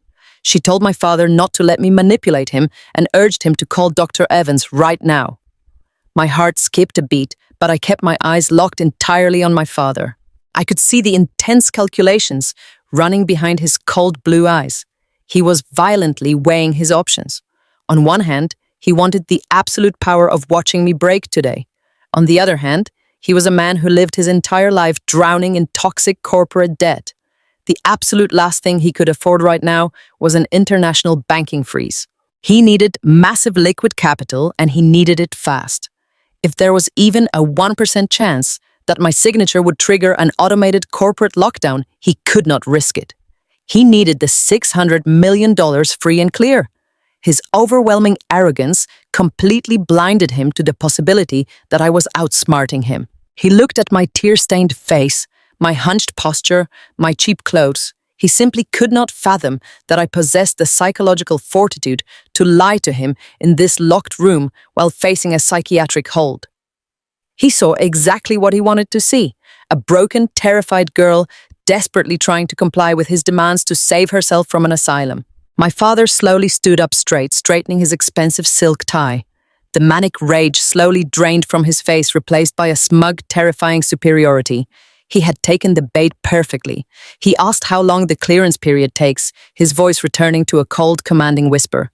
I kept my head lowered and stammered that it takes 48 hours. I told him if I submitted the digital intent form right, then the lockdown protocols would be lifted by Friday morning. Then I could sign the irrevocable proxy deed and the total control of the trust would transfer to him instantly without any freezes or federal flags. I assured him the money would be his safely. He stared at me for a long, agonizing moment. The silence in the basement felt heavy enough to crush bone. Finally, he reached down and picked up the silver fountain pen from the floor, placing it carefully back into his suit pocket. He stated with absolute unyielding finality that I had until Friday morning. He ordered me to go to my desk right then to initiate the digital transfer protocol. He warned me he was keeping the psychological evaluation and the embezzlement dossier locked in his personal safe. He commanded that on Friday, exactly at 9 in the morning, I would walk into his executive boardroom, sit at his table, and sign the proxy deed. He threatened that if I was 1 single minute late, or if I tried to run his friends at the precinct, would hunt me down, and Dr. Evans would sign the commitment papers before lunch. He promised I would be erased from society completely. He demanded to know if we had a perfectly clear understanding. I nodded my head frantically, letting fresh tears spill over my cheeks, and whispered, "Yes." I promised him Friday at 9. My father turned to my mother and gave her a curt, arrogant nod, telling her it was handled and to let me go back to work. My mother rolled her eyes but stood up from the corner chair. She walked past me without a second glance, acting as though I was completely beneath her notice. My father walked to the heavy basement door and unlocked the deadbolt. The loud metallic click signaled my temporary release. He ordered me to get back to the front desk, not even bothering to look at me, and reminded me he was watching my every single move. I scrambled out of the chair, clutching my cheap canvas tote bag against my chest, and hurried out of the suffocating office. I kept my head down and my shoulders hunched as I practically ran down the hallway. I maintained the frantic, terrified breathing until I was completely out of their sight. But the moment I pushed through the heavy fire doors and stepped into the cold, empty stairwell, my tears instantly stopped. The hunched posture vanished entirely. I stood up perfectly straight in the dim concrete stairwell and took a deep, steadying breath. My heart was still racing, but it was beating with pure, exhilarating triumph. I had done it. I had successfully manipulated the most dangerous predator I knew. He thought he had granted me a temporary stay of execution and that he was in total, absolute control of the timeline. He had absolutely no idea that he had just handed me the exact 48-hour window I desperately needed. He gave me exactly enough time to unfreeze my offshore capital, contact my legal team, and orchestrate the total financial annihilation of his entire existence. Friday at 9 in the morning was not going to be my surrender. It was going to be his complete execution. I pushed open the heavy glass door of a dimly lit independent coffee shop located deep in the heart of the downtown financial district. The torrential Chicago rain was coming down in relentless sheets, washing the gray city streets clean, but I felt a burning, intense heat radiating through my entire body. I had specifically chosen this isolated location because it was completely off the radar of my father's corporate spies and completely hidden from his suffocating web of influence. I walked past the quiet counter and sat in a secluded booth tucked away in the far back corner. I wrapped my cold, trembling hands around a plain ceramic mug of black coffee and stared out the rain-slicked window. My mind was racing, analyzing every single variable of the terrifying ultimatum my father had just delivered in his locked basement office. 10 agonizing minutes later, the front door swung open and Marcus walked inside. He stopped on the mat to shake the heavy rain from his dark wool overcoat, and his piercing dark eyes immediately began scanning the quiet room. When his gaze finally locked onto mine, the sheer raw intensity of his expression confirmed exactly what I already knew in my gut. He walked over with purposeful, heavy strides and slid into the leather booth directly across from me. He did not bother with empty pleasantries or polite small talk. He did not ask me how I was handling the psychological trauma of the terrifying kitchen encounter he had interrupted the night before. He simply unbuttoned his wet coat, placed a thick, heavy leather briefcase on the wooden table between us, and let out a long, shaky breath. I could see the absolute exhaustion and the tightly controlled fury radiating from every single line of his face. He looked at me with a profound and silent sense of shared understanding. We were no longer just the invisible scapegoat daughter and the newly minted son-in-law. We were two highly capable soldiers sitting in a dark bunker, actively preparing to wage a brutal war against the exact same monster. Marcus reached across the table, unlatched his heavy briefcase, and pulled out a massive stack of financial documents that were securely bound in a thick black folder. He kept his voice incredibly low, forcing me to lean closely across the table so I could hear the devastating truth he was about to unleash. He told me he had spent the last 48 straight hours completely tearing apart the internal corporate ledgers of Sterling Hospitality for his private equity firm. My father had desperately pushed for a massive expedited capital injection, pretending his company was poised for a glorious nationwide expansion. But Marcus was a brilliant financial mind who had absolutely refused to authorize a single dollar of funding without executing a complete and ruthless forensic audit. And what he found, buried deep within those encrypted corporate files, was a level of financial depravity that genuinely shocked even him. Marcus explained in meticulous detail that my father was not just an incompetent businessman struggling to manage a failing hospitality chain. My father was an active, unapologetic criminal running a massive systemic and highly illegal fraud operation. Marcus revealed that my father had been intentionally maintaining two entirely separate sets of accounting books for nearly a decade. He was drastically inflating his hotel occupancy metrics, artificially fabricating massive phantom revenue streams through fake shell companies, and systematically defrauding his major vendors to secure continuous unsecured lines of credit from aggressive predatory lenders. The entire Sterling Hospitality empire was essentially a giant gaping sinkhole of toxic, unmanageable debt, precariously balanced on a fragile foundation of illegal wire transfers and completely forged tax returns. Marcus looked at me, his dark eyes perfectly steady, and flatly stated that my father was completely and utterly bankrupt. He was quite literally weeks away from having every single property seized and liquidated by federal banking regulators. The sheer staggering scale of the deception was breathtaking, and Marcus had downloaded every single byte of irrefutable proof. I listened to Marcus detail the catastrophic reality of my father's impending ruin, and I felt a tight, solid knot of profound validation finally settle in my chest. His undeniable forensic findings perfectly corroborated the fraudulent accounting data I had been forced to manually balance and desperately hide during my exhausting graveyard shifts every single night. But then Marcus leaned even closer to me, his voice dropping to a terrifying, quiet register that sent a shiver down my spine. He told me exactly what happened when he stepped into the penthouse office and privately confronted my father with the absolute irrefutable evidence of his massive corporate fraud. Marcus had fully expected my father to panic break down or perhaps attempt to negotiate a quiet, structured bankruptcy to avoid federal prison. Instead, my father completely doubled down with a level of breathtaking sociopathic arrogance. My father demanded that Marcus ignore the blatant fraud and illegally rubber-stamp the massive private equity bailout loan anyway. He genuinely believed that because Marcus was now legally married to Savannah, he could simply force his new son-in-law to absorb the massive financial risk and permanently ruin his own spotless professional reputation to save the family name. When Marcus firmly and categorically refused, stating he would never compromise his personal integrity or willingly expose his prestigious firm to massive federal wire fraud charges, my father dropped his charming progressive facade entirely. The fake welcoming mask slipped away, revealing the vicious, bigoted predator lurking underneath. Marcus told me my father leaned aggressively across his massive mahogany desk and delivered a calculated, deeply racist threat designed to completely break Marcus down. My father told Marcus that he possessed massive political influence and deep established connections within the elite white financial community of Chicago. He threatened to systematically destroy Marcus's entire career by launching a highly coordinated, vicious smear campaign, falsely accusing him of gross professional negligence and financial theft.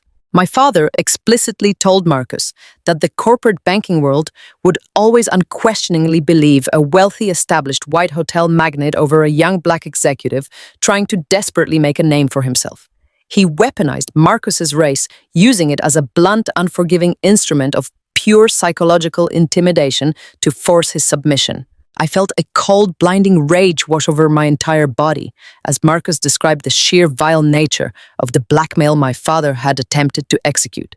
My father had treated Marcus with the exact same predatory, unhinged malice he had used to try and destroy me in that locked basement just a few hours prior. My father genuinely believed we were both entirely disposable pawns in his desperate, chaotic game of survival.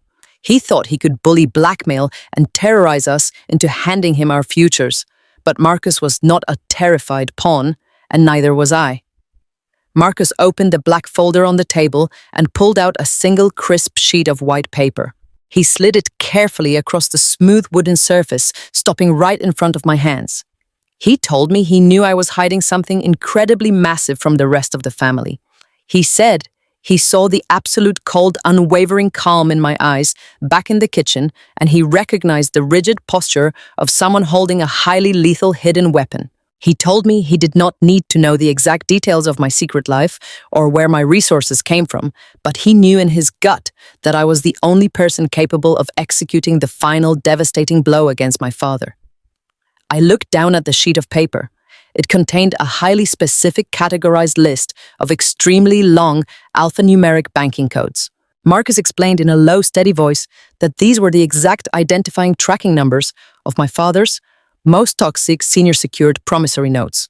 He revealed that a massive, highly aggressive, distressed debt hedge fund based out of New York currently owned and held every single one of those defaulted corporate loans. My father had foolishly pledged every ounce of his remaining collateral, including his personal residential estate, his luxury vehicles, and his corporate holding companies to secure those specific notes. Marcus looked me directly in the eyes and told me that whoever legally controlled that specific block of debt controlled the absolute unchecked authority to completely dismantle Sterling Hospitality and immediately liquidate my father's entire life down to the very foundation studs. He was handing me the exact financial ammunition I needed to bypass the corrupt police and bypass the psychiatric threat.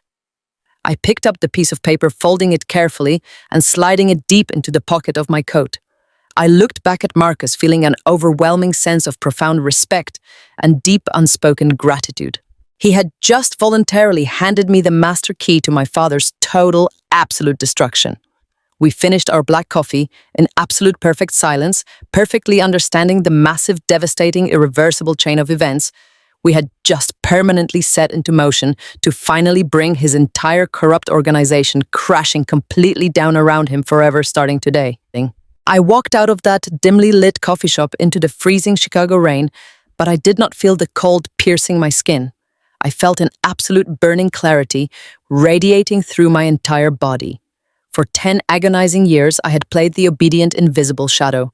For 10 years, I had allowed my father to dictate the miserable narrative of my existence. He genuinely thought he had cornered me in that windowless basement with his forged psychological evaluation and his pair of corrupt, bribed police officers.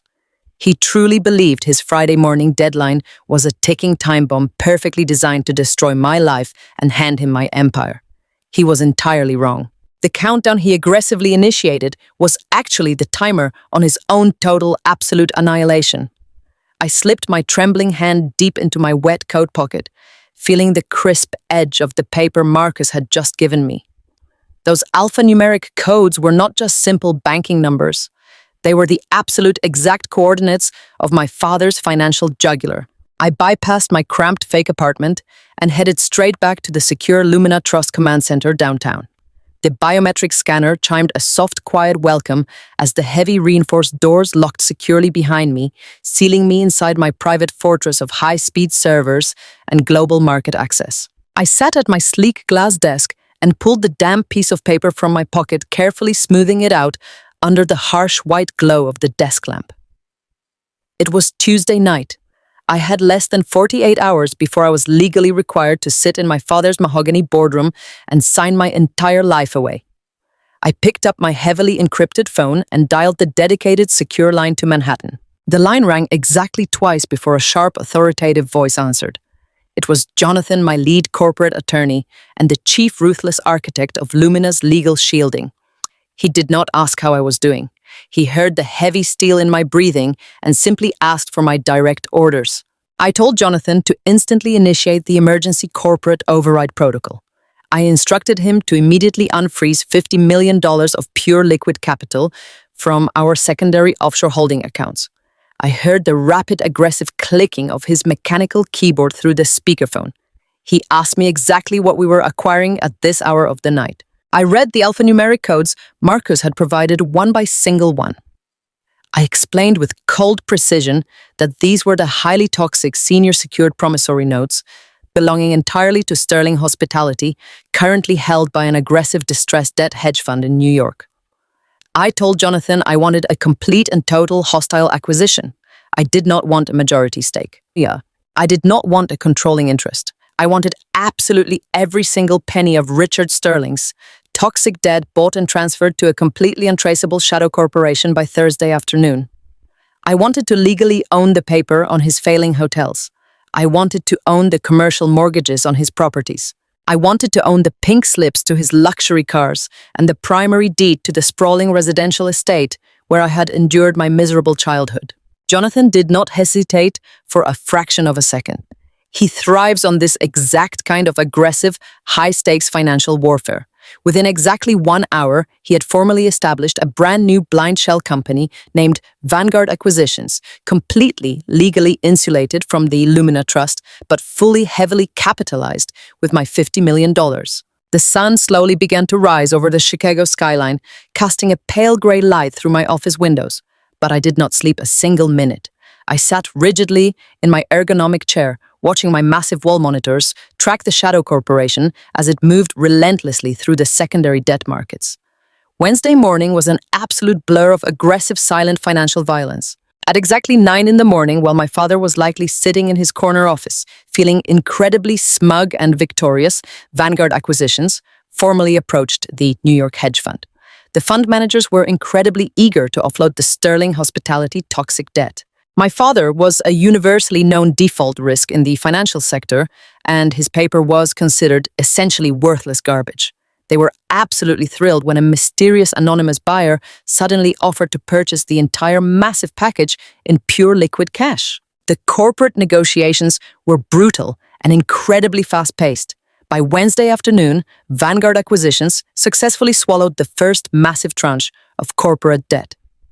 I sat at my glass desk, obsessively watching the digital banking confirmations roll across my bright screens. Every single time a green notification popped up, I legally acquired another massive piece of my father's supposed billionaire empire.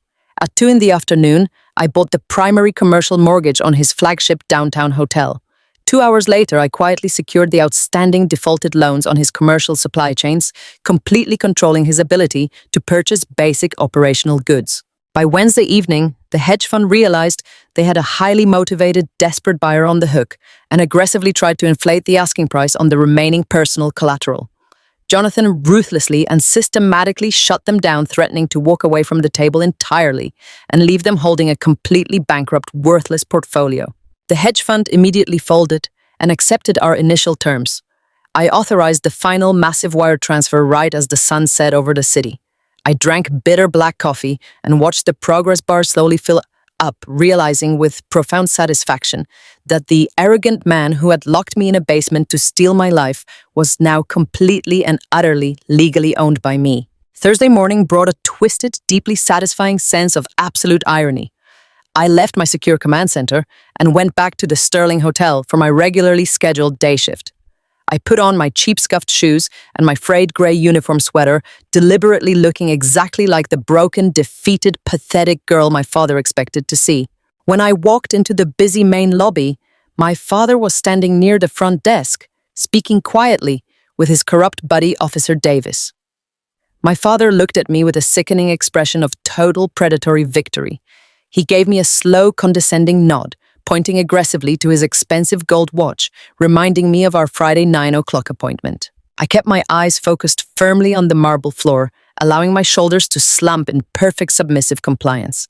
I nodded weakly and hurried past him to the windowless back office. I actually heard him laugh out loud as I walked away. He laughed because he truly thought he was untouchable. He had absolutely no idea that while he was threatening me with a fake psychiatric hold and corrupt police officers, I had literally purchased the very building he was currently standing inside. I spent the entire Thursday shift quietly auditing the hotel books, noting exactly how much money he was bleeding by the hour. At 2 o'clock on Thursday afternoon, my encrypted burner phone vibrated aggressively in my pocket. I stepped into an empty supply closet, locking the heavy door behind me, and answered the call. Jonathan's voice came through the speaker, entirely devoid of emotion, but laced with a distinct, sharp professional satisfaction. He told me the final massive transactions had completely cleared federal escrow.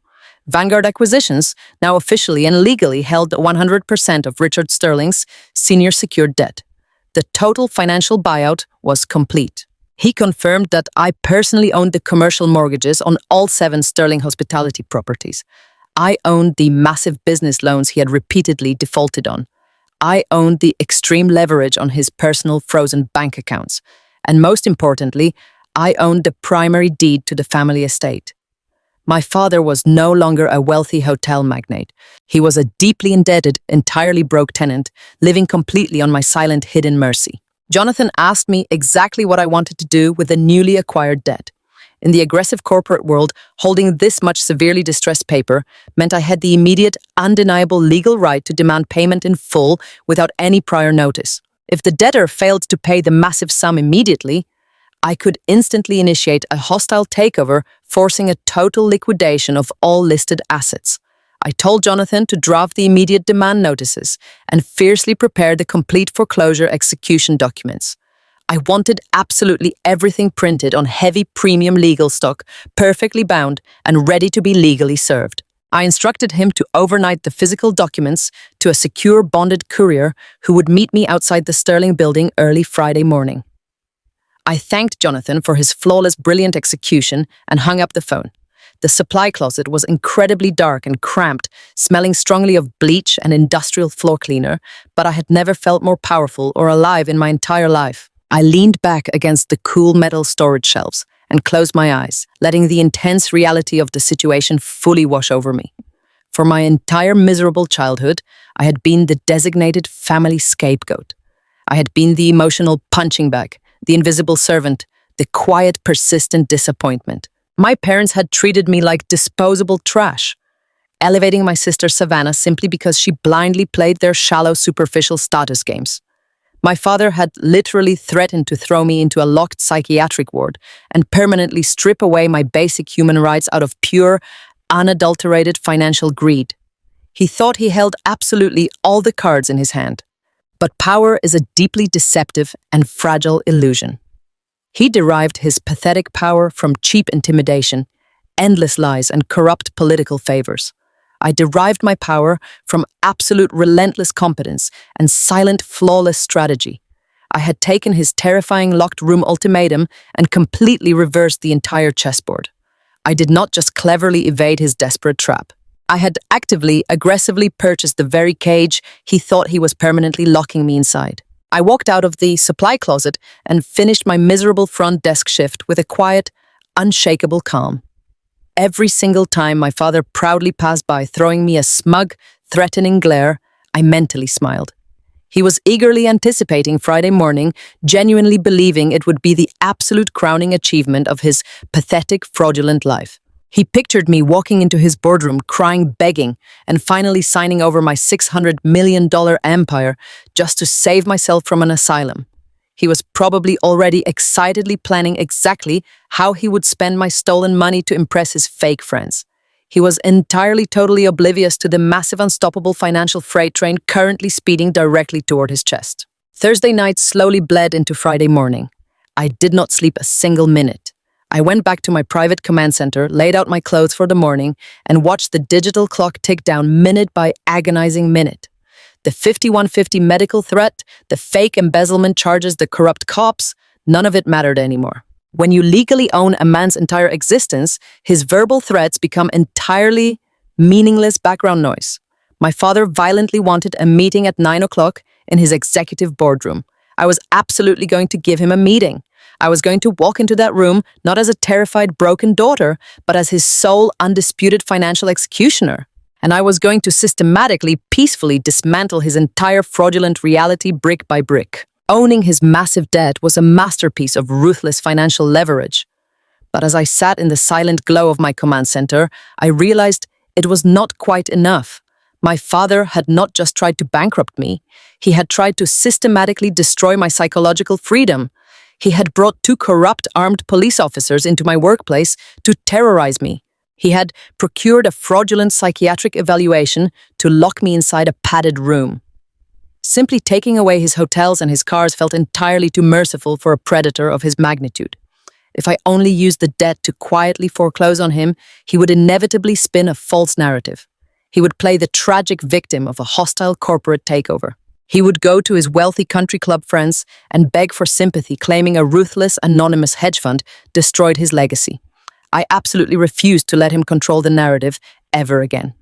He wanted to play a dangerous game involving law enforcement and criminal charges. I decided to give him exactly the game he wanted, but I was going to elevate the playing field to a level he could not possibly comprehend or manipulate. I pulled up the heavily encrypted digital file Marcus had handed over to me.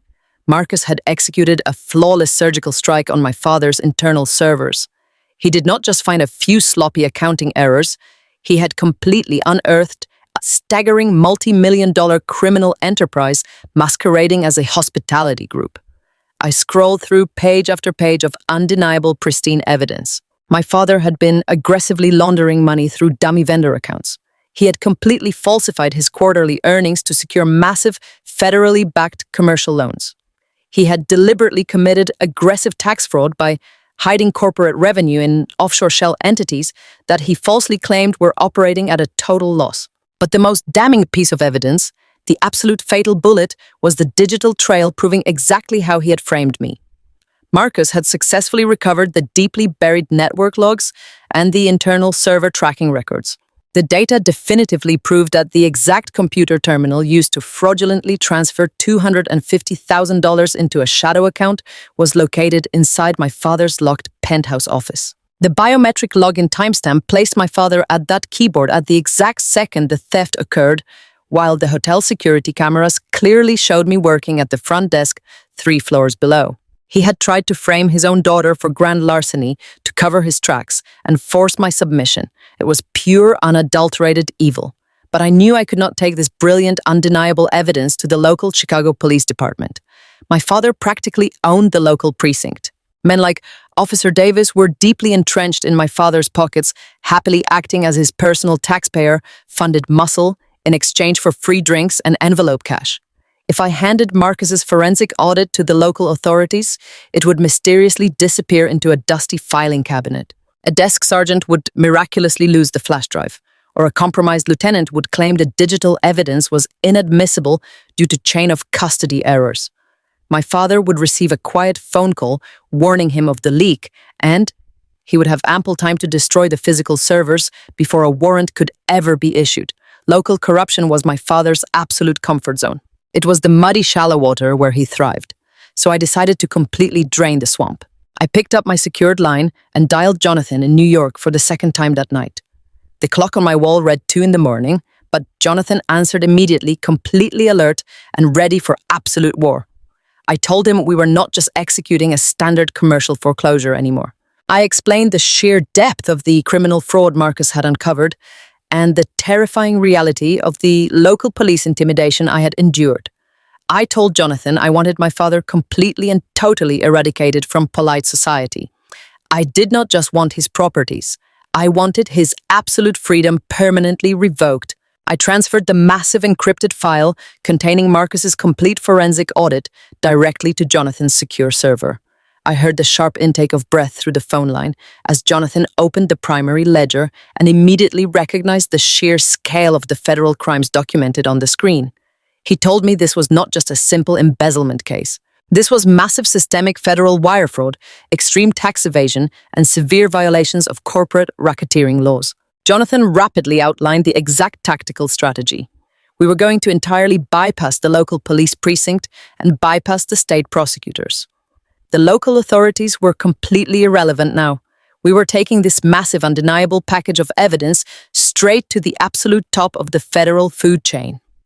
Jonathan mobilized his elite crisis management team in the middle of the night. He had deep established connections within the federal justice system.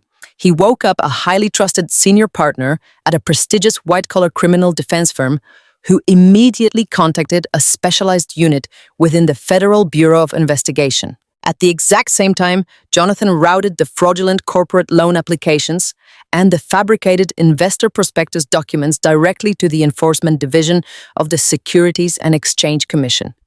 We were not merely submitting a quiet, anonymous tip through a public web portal. My legal team was physically hand-delivering a perfectly organized, thoroughly documented, entirely irrefutable criminal referral directly to the highest-ranking federal agents in the Financial Crimes Division. The beauty of Marcus's audit was its pristine, undeniable clarity.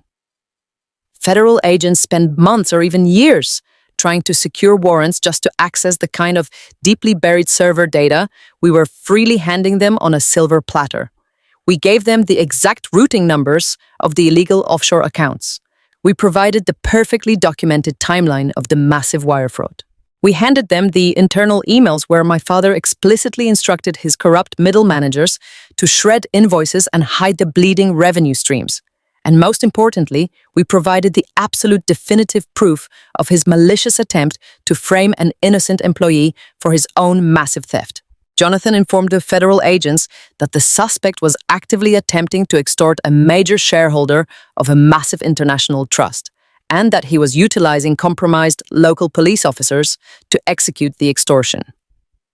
That specific detail elevated the case from a standard corporate fraud investigation into a massive high-priority federal emergency.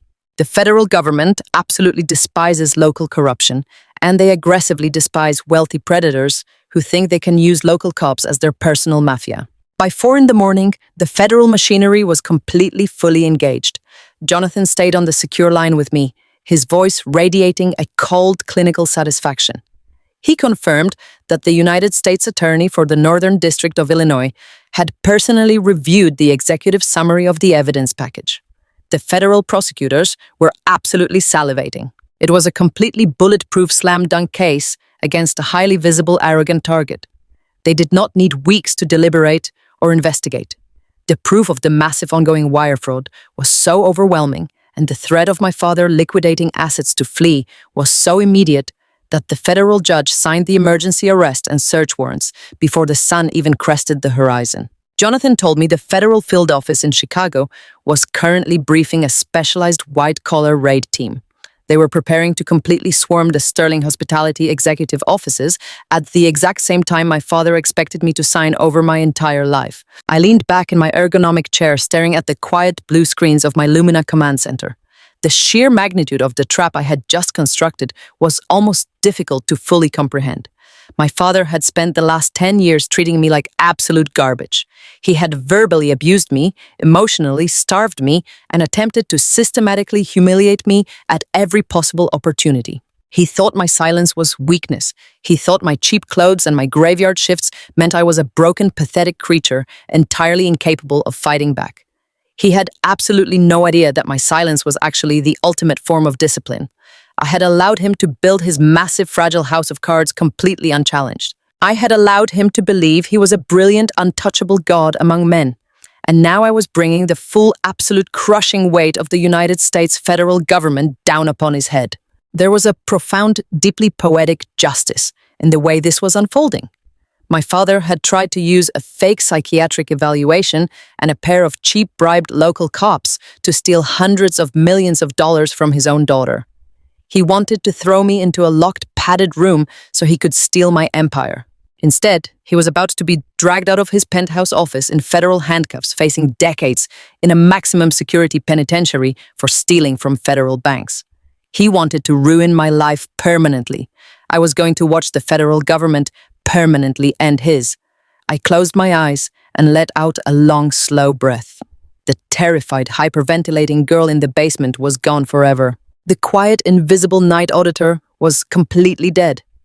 I was Harper Sterling, the sole controlling director of the Lumina Trust, and I was about to execute the most flawless, brutal, and entirely justified corporate retaliation in modern history. The sun was officially rising over Chicago, illuminating the rain-washed streets. The clock on my wall silently clicked forward. It was Friday morning. The absolute final hour of his reign had officially arrived. I stood up from my glass desk, smoothed out my clothes, and prepared to walk into his boardroom. I was not walking into a trap. I was walking into spring one.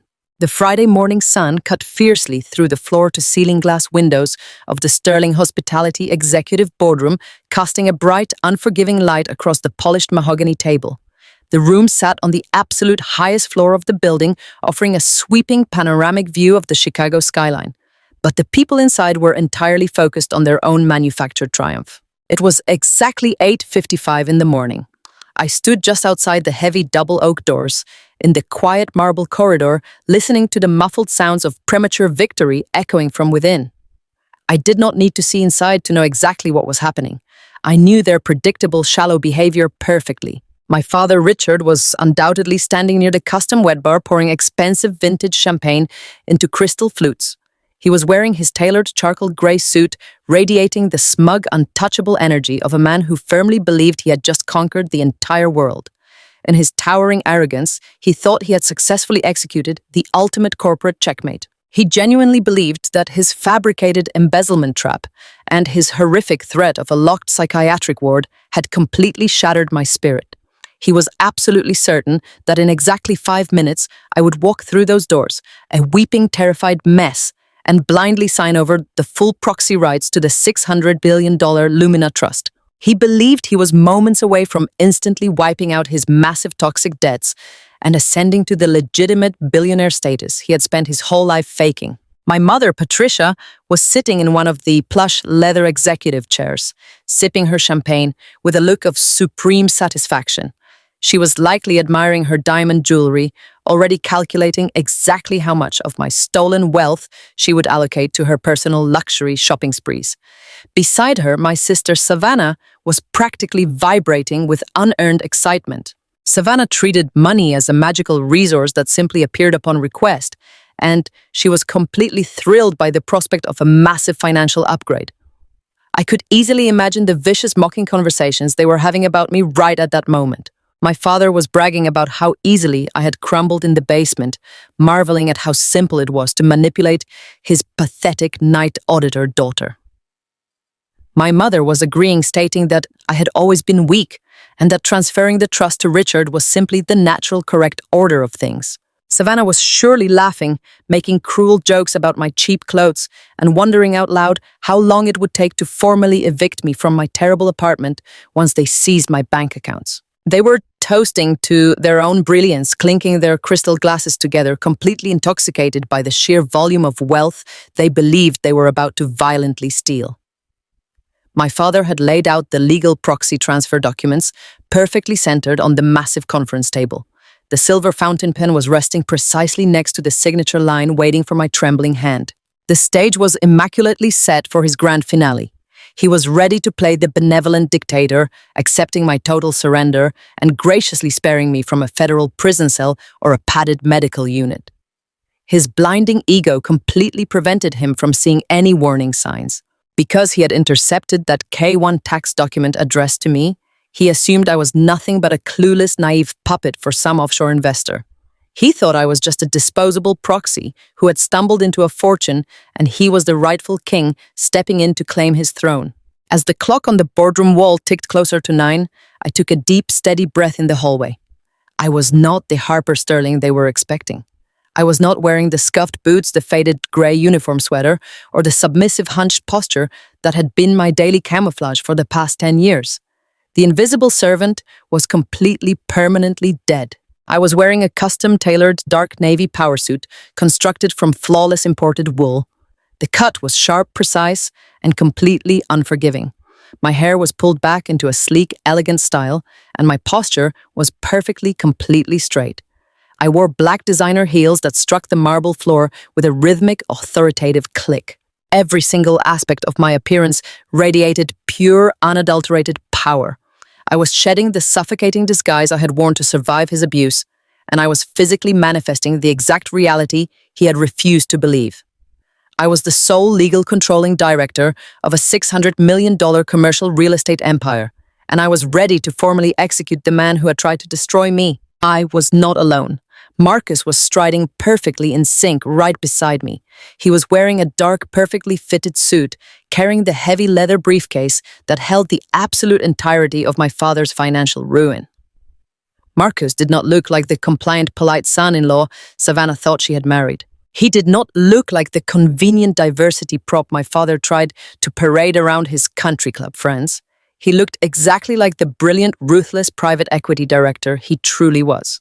The silent, unbreakable alliance we had forged in my father's kitchen and solidified in the downtown coffee shop was now fully mobilized. Marcus had audited the books. He had seen the undeniable forensic proof of my father's massive corporate fraud. He had endured my father's bigoted, racist threats. He was perfectly, fully committed to standing by my side as we brought the Sterling hospitality empire completely to the ground. We moved down the corridor together, a unified front of absolute destruction, heading straight for the epicenter of my father's arrogance. At exactly 9 o'clock, I reached out and pushed both of the heavy oak doors open with a smooth, forceful motion. The doors swung wide on their brass hinges, hitting the rubber walls, stops with a loud, definitive thud that echoed like a thunderclap inside the room. The visual impact of our entrance was instantaneous and entirely devastating. My father was standing at the head of the long mahogany table, holding his crystal flute mid-air. He was in the middle of a sentence, a smug, triumphant smile plastered across his face. My mother was turning around in her leather chair, her expression perfectly primed for condescension. Savannah was leaning over the table, holding her own glass of champagne, laughing at whatever cruel joke my father had just made. When the doors crashed open, the laughter in the room died so abruptly it felt as though all the oxygen had been violently sucked from the air. The absolute total silence that fell over the boardroom was deafening. I stepped into the room, my heels clicking sharply against the hardwood floor. I walked with a slow, deliberate cadence, moving with a physical confidence that fundamentally shattered my father's entire reality. I did not look at the floor. I did not shrink away. I kept my head high and locked my eyes directly onto my father's face. I watched the triumphant smile slowly slide off his features, replaced by a look of profound, absolute confusion. His brain was violently struggling to process the visual information standing in front of him. This was not the pathetic, weeping girl he had terrorized in the basement. This was a commanding, ruthless executive stepping into her own territory. He looked at my tailored suit, at my perfectly calm expression, and his eyes darted frantically down to the proxy documents resting on the table. Savannah finally noticed Marcus. She lowered her champagne glass, her brow furrowing in deep confusion. She took a step toward him, her voice pitching upward in a questioning tone, asking him what he was doing here and why he was standing next to me. Marcus did not walk over to her. He did not offer her a reassuring smile. He stood firmly planted right by my side, his dark eyes completely flat and incredibly cold, as he looked at the family he had married into. He looked at Savannah, and then he looked directly at my father, projecting an aura of pure professional menace. Savannah took a step back, physically unnerved by the absolute 0-degree temperature of her husband's gaze. My mother remained frozen in her chair, her knuckles turning white as she gripped the armrests. She looked back and forth between my father and me, clearly sensing that the carefully constructed script had completely derailed.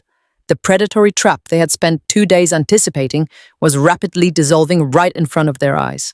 I did not stop at the door. I walked the entire length of the boardroom, forcing them to physically track my movement. I stopped at the head of the table directly opposite my father. Only a few feet of polished mahogany separated us. The silver fountain pen he had laid out for my surrender sat exactly halfway between us, catching the bright morning light. I looked down at the pen, and then I looked back up at him. I did not break eye contact. I did not flinch. I let him see the absolute cold, merciless reality waiting for him behind my eyes. The days of hiding were permanently over. The days of acting like a frightened victim were entirely finished. I was fully prepared to dismantle his entire life, and looking at his pale, shocked face, I knew he finally realized that the daughter he threw away was the exact same woman who was about to bury him.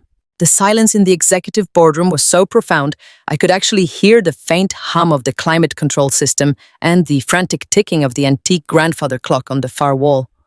My father stood perfectly still at the head of the long mahogany table. The crystal champagne flute in his hand trembled slightly, sending tiny ripples across the surface of the expensive vintage wine. For 10 agonizing seconds, his brain desperately tried to process the visual contradiction standing directly in front of him. He had fully expected a weeping, broken girl in a faded grey uniform begging for mercy to escape a locked psychiatric ward. Instead, he was facing a woman in a flawless, custom-tailored Navy power suit, standing shoulder to shoulder with a highly respected private equity director. The cognitive dissonance was entirely too much for his fragile, narcissistic ego to bear. The shock on his face rapidly mutated into a dark, aggressive rage. He slammed his champagne flute down onto the polished wood with a sharp, aggressive crack, spilling the pale liquid across the table. He leaned forward, planting both hands firmly on the mahogany surface, and glared at me with absolute toxic hatred. He demanded to know what kind of pathetic theatrical stunt I was trying to pull. His voice echoed off the glass walls, dripping with venom and condescension.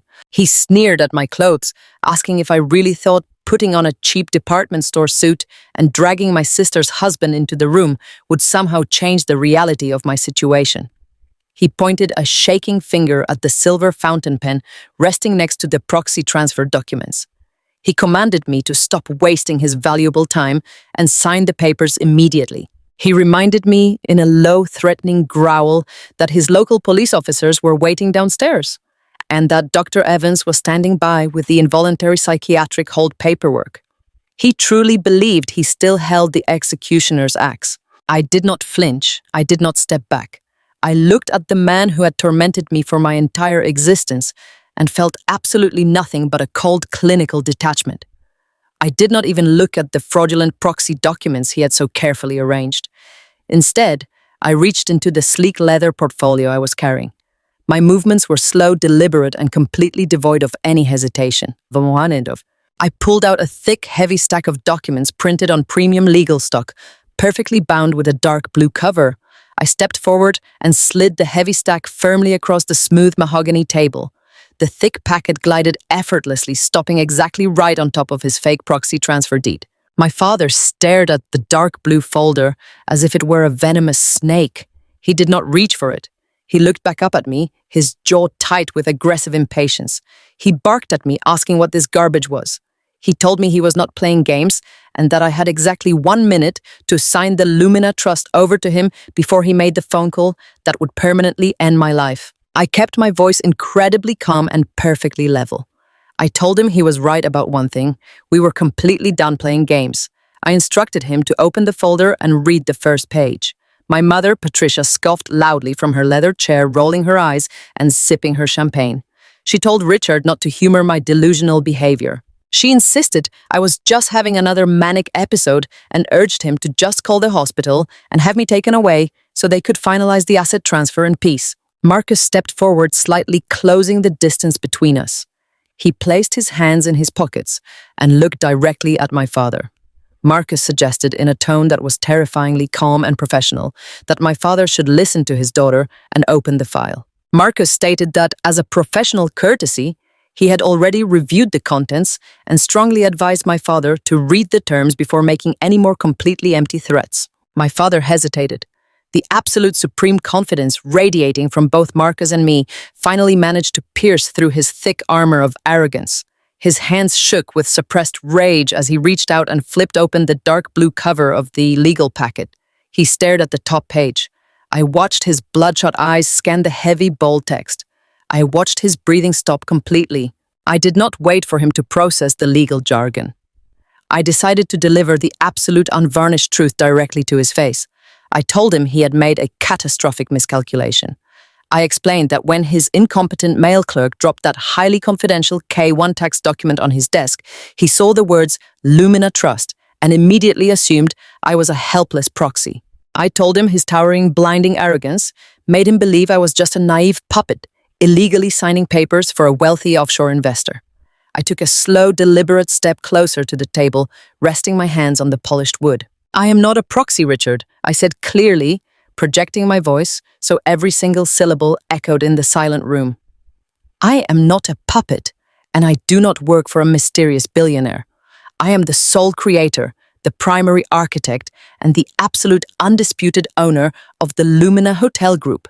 I built every single inch of that $600 million empire from the dirt up, while you were busy running this company into the ground and mocking me for eating ramen in your break room. Savannah gasped loudly, dropping her champagne glass onto the carpet. The crystal shattered into dozens of pieces, but nobody even moved. My mother gripped the armrests of her chair, her face turning a sickly shade of pale gray. My father physically recoiled as if I had struck him across the face. He stared at me, his mouth opening and closing like a suffocating fish. He stammered frantically, trying to deny the reality hitting him. He shook his head aggressively, insisting it was entirely impossible. He claimed I was just a stupid night auditor, a pathetic failure who could not even afford a decent car. He aggressively tapped the fraudulent medical evaluation sitting on his desk, shouting that I was deeply mentally ill and experiencing a severe psychotic delusion. I did not raise my voice. The truth does not need to shout. I simply pointed to the legal documents he was currently clutching in his trembling hands. I told him to look at the secondary filings under the Vanguard Acquisitions header. I watched his eyes dart down to the page. I explained the exact sequence of events that had transpired over the past 48 hours. I told him that while he was busy threatening me with corrupt local cops and fake psychiatric holds, I had unfrozen $50 million in pure liquid capital. I explained how my legal team in Manhattan had aggressively approached the distressed debt hedge fund in New York that held every single one of his defaulted commercial loans. The color completely drained from his face as his brain finally connected the terrifying dots. I told him that by Thursday afternoon, Vanguard Acquisitions had successfully purchased 100% of his senior secured debt on the secondary market. I watched his eyes widen in pure, unadulterated horror as I listed exactly what I now legally owned. I told him I owned the commercial mortgages on his flagship downtown properties. I owned the heavily defaulted loans on his national supply chains. I owned the extreme leverage on his frozen corporate bank accounts. I told him I even owned the primary deed to the sprawling residential estate where my mother was currently sitting. My father began to hyperventilate, taking rapid, shallow gasps of air. He dropped the legal packet onto the table as if the paper was burning his skin. He looked at Marcus, his eyes silently pleading for some kind of rational explanation, begging the private equity director to tell him this was all a massive misunderstanding. But Marcus simply stood there, his expression an impenetrable wall of cold, hard justice. Marcus calmly stated that he had personally verified every single transaction. Marcus confirmed that Sterling Hospitality was entirely, completely, and legally owned by Vanguard Acquisitions, which was a direct holding company of the Lumina Trust. The crushing gravity of the situation finally slammed into my father with the force of a freight train. He was not a powerful billionaire manipulating a vulnerable girl. He was a completely bankrupt fraud who had just handed his entire neck directly to the daughter he had abused for over a decade. He gripped the edge of the mahogany table, his knuckles stark white, desperately trying to keep his legs from collapsing underneath him. He tried to force a sickening, placating smile onto his face. He stammered out my name, attempting to switch his tone from an aggressive tyrant to a loving, misunderstood parent. He said we could figure this out. He said we were family and that we could merge the companies to build an unstoppable legacy together. I looked at him with absolute total disgust. I leaned forward, resting my weight on the table, bringing my face just inches from his sweating, trembling features. I did not want his fake apologies. I did not want his pathetic attempts at reconciliation. I wanted absolute total justice. We are not merging anything, I said, my voice dropping to a deadly quiet whisper that commanded the entire room. You spent my entire life treating me like an invisible piece of trash. You deliberately framed me for your own massive financial crimes, and you threatened to lock me in an asylum just to steal what I built. You thought you held all the leverage because you thought I was weak. But you forgot one incredibly important detail. My father swallowed hard, a bead of cold sweat dripping down his temple. He asked me what I meant, his voice barely an audible croak. I tapped my manicured fingernail against the heavy blue folder containing his total financial ruin. I told him he had spent the last 10 years blindly financing his fraudulent lifestyle through toxic predatory debt, expecting to endlessly restructure his loans to avoid the consequences. But the secondary market is incredibly unforgiving. I looked him dead in the eye and delivered the absolute final devastating blow. I am your bank now, Dad. I said the words falling like heavy stones in the silent room. I legally own every single piece of paper keeping you out of federal bankruptcy court. And because you were so incredibly distracted by your pathetic extortion plot against me, you completely forgot to monitor your own basic accounting ledgers. You missed your technical payment deadline at midnight last night. Your accounts are in total, absolute default. My mother let out a loud hysterical sob, burying her face in her hands. Savannah was hyperventilating, backing away from the table in pure terror. My father looked like a man standing on the gallows watching the trapdoor pull open beneath his feet. I stood up perfectly straight, adjusting the cuffs of my tailored jacket. I looked down at the man who had tormented me for so long, and I felt entirely, completely free. I am officially calling in the debt, I stated, my voice ringing with total, absolute finality. I am calling in every single penny. All of it. Immediately. The boardroom descended into absolute total chaos. My father let out a sound that was half scream, half desperate wail. He lunged forward, grabbing the edge of the mahogany table, sending the remaining champagne glasses crashing to the floor. He begged me, screaming that I could not do this and that I was destroying our entire family. I simply turned my back on him. I did not need to listen to his pathetic, desperate pleading. The invisible girl was gone, and the architect of his destruction was walking away, leaving him to drown in the absolute wreckage of his own towering arrogance. My mother let out a sound I had never heard a human being make before. It was a high-pitched, breathless shriek that tore through the immaculate executive boardroom, shattering the last remaining illusion of her refined, high society persona. Patricia collapsed backward into her plush leather chair, bearing her perfectly made-up face in her trembling hands. She was hyperventilating, gasping for air, as the reality of her new utter poverty crashed down upon her. She had spent her entire adult life treating everyone around her like disposable garbage, building her entire identity on my father's stolen wealth. Now she was staring at the undeniable fact that her designer wardrobe, her country club memberships, and her lavish vacations were completely permanently gone. Savannah was faring even worse. My golden sister, the woman who had happily mocked my cheap sweaters and demanded I drain my savings to fund her luxury lifestyle, was physically trembling. Her eyes darted wildly around the room as her shallow brain finally processed the financial arithmetic. She looked at my father, and then she looked at me, her voice shaking uncontrollably. She stammered, asking him what this meant for her brand new luxury sport utility vehicle and her expensive condo lease. She literally started crying over a car while her entire family was facing absolute financial ruin. She whined that she could not be broke, that she had an image to maintain, that her friends would completely abandon her. I just looked at her with pure clinical detachment. I told her she had better learn how to ride the city bus because the Lumina Trust was repossessing the car by noon. But my father was not crying. He was suffocating in a deep, violent panic. Richard Sterling, the untouchable titan of Chicago real estate, was sweating profusely, his chest heaving under his tailored suit. His perfectly styled silver hair was suddenly disheveled. He looked frantically at the heavy blue legal folder sitting on the mahogany table, the absolute proof of his total destruction. His eyes were wide with pure, unadulterated terror. But then a dark, desperate light flared in his eyes. His towering narcissism simply refused to accept total defeat. He remembered his weapon. He remembered the trap he had laid in the basement. He genuinely believed he still held the ultimate trump card. He scrambled backward, nearly tripping over the legs of his heavy leather chair, and plunged his trembling hand into his suit jacket pocket. He ripped his cell phone out, nearly dropping it onto the floor. His hands were shaking so violently he could barely unlock the screen. He glared at me, his lips pulled back in a vicious feral snarl. He told me I was making the biggest mistake of my life. He shouted that I was clearly experiencing a severe manic psychotic break and that I was completely out of my mind. He yelled that he was not going to let a delusional, deranged night auditor steal his life. He aggressively tapped the screen of his phone, announcing to the room that he was calling Dr. Evans right this second.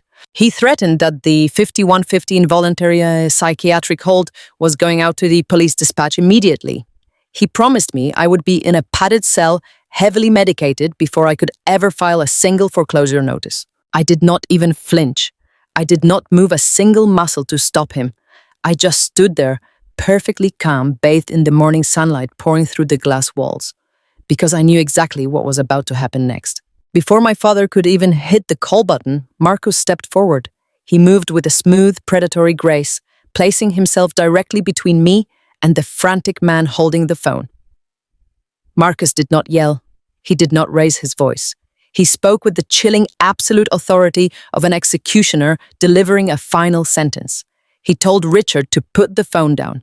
The sheer density of his voice echoed off the glass walls, commanding absolute obedience. My father froze, his thumb hovering paralyzed over the glowing screen. Marcus buttoned his dark suit jacket and looked down at my father with an expression of pure, absolute disgust. He told Richard that calling Dr. Evans would be a massive waste of his time. He explained that Dr. Evans was not going to answer his phone today. In fact, Dr. Evans was never going to answer a phone call from Richard Sterling ever again. My father blinked, his face twisting in desperate confusion. He demanded to know what Marcus was talking about. He insisted Dr. Evans was his closest friend and a highly respected medical professional. Marcus let out a short, completely humorless laugh. He reached into his heavy leather briefcase and pulled out a crisp manila folder, dropping it firmly onto the mahogany table right next to my foreclosure documents.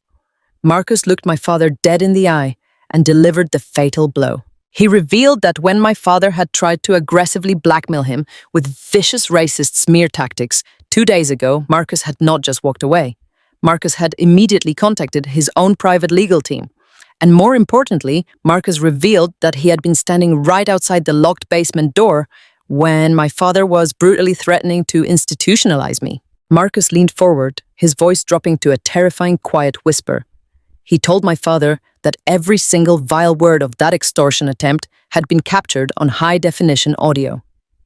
Marcus had recorded my father explicitly detailing the fraudulent psychiatric evaluation and clearly admitting to bribing a licensed physician to facilitate a fake medical hold. He had recorded my father threatening to completely destroy my life simply to steal my corporate trust.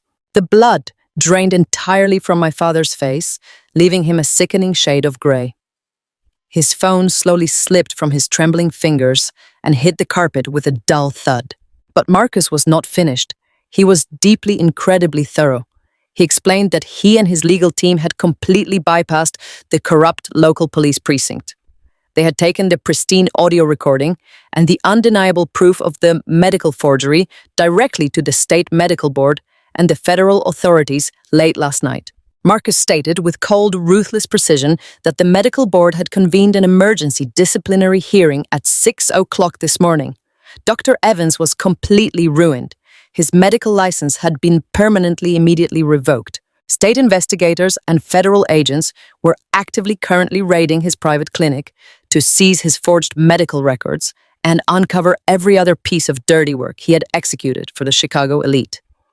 Dr. Evans was facing massive federal charges for medical fraud and criminal conspiracy. Marcus stood tall, his broad shoulders projecting absolute total dominance over the broken man cowering before him. He told Richard that his corrupt doctor was gone. His bribed police officers were currently being heavily investigated by internal affairs. His fraudulent empire was completely legally owned by his daughter. The entire protective fortress of lies and bribes that Richard had spent decades building was entirely dismantled. There was absolutely no one left to call. There was no one left to bribe.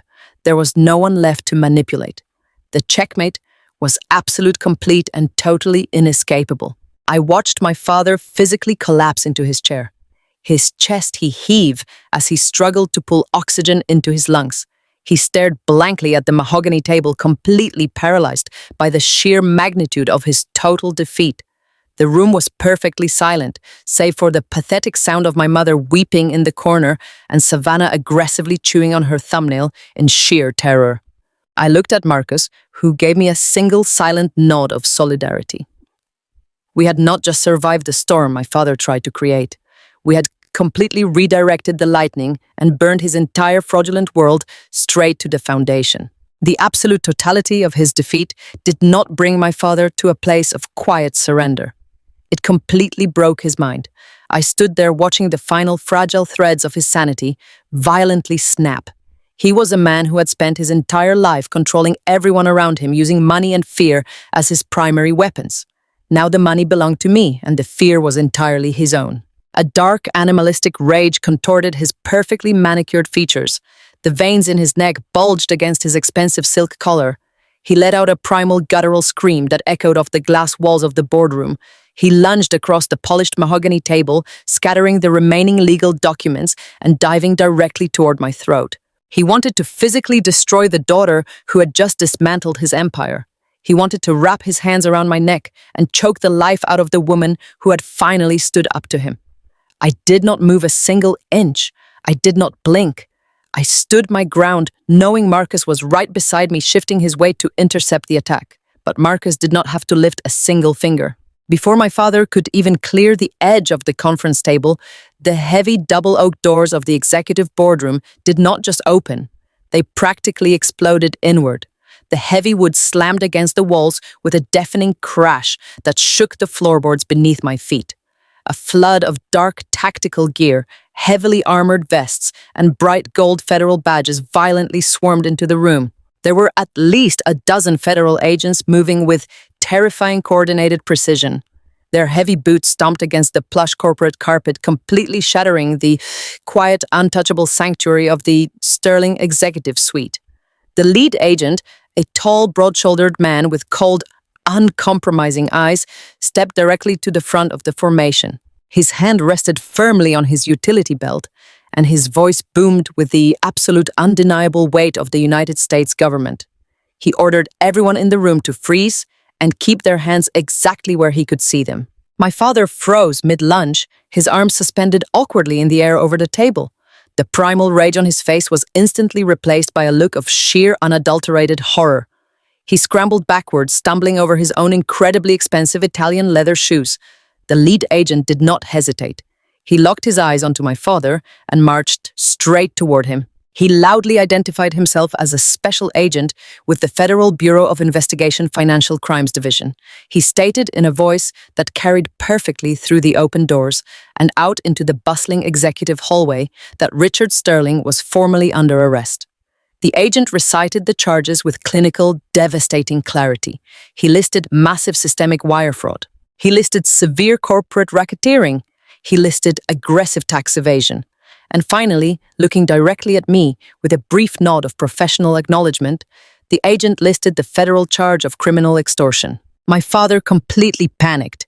He started babbling uncontrollably, throwing his hands up in the air. He stammered out pathetic lies, claiming there was a massive misunderstanding and that he was a highly respected pillar of the Chicago business community. He desperately tried to leverage his fake social status, demanding to speak to the mayor and threatening to have the agents fired. The federal agents did not care about his country club memberships or his fake billionaire status. Two heavily armed agents simply grabbed his arms violently, twisting them behind his back. The sharp metallic click of the heavy steel handcuffs snapping shut around his wrists was the single most beautiful sound I had ever heard in my entire life. My father began to sob. It was not a dignified cry.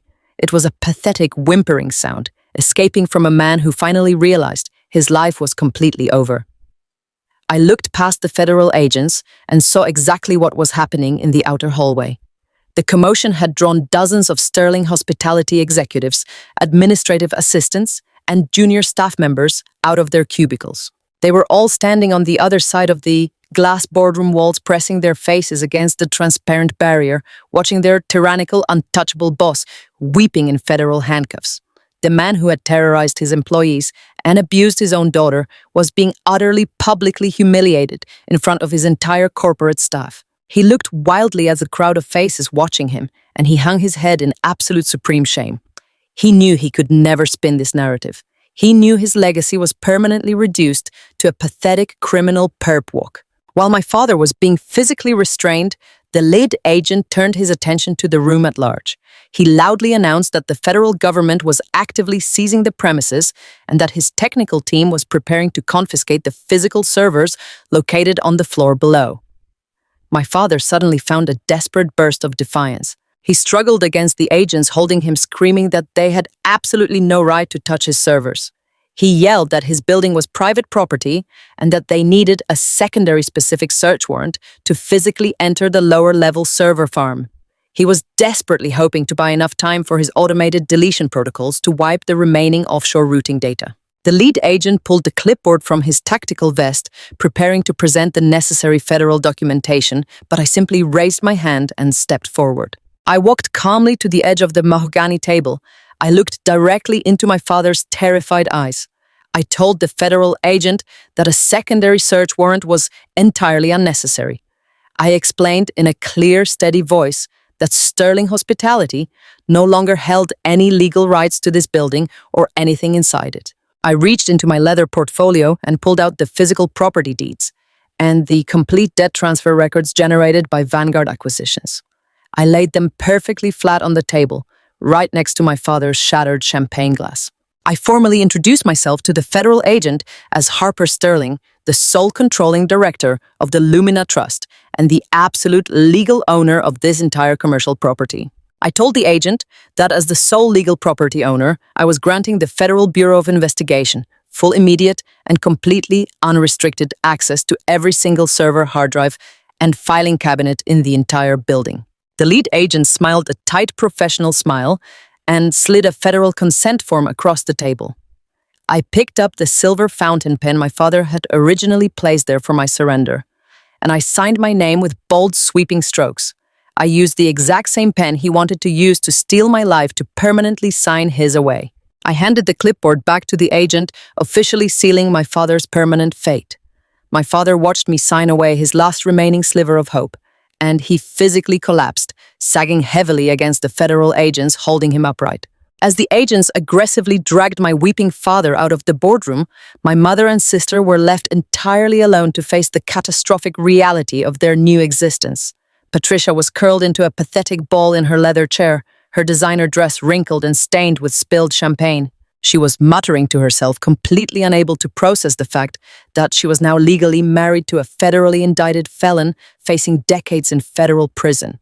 Savannah was standing near the far wall, her hands shaking violently as she desperately mashed the screen of her latest model smartphone.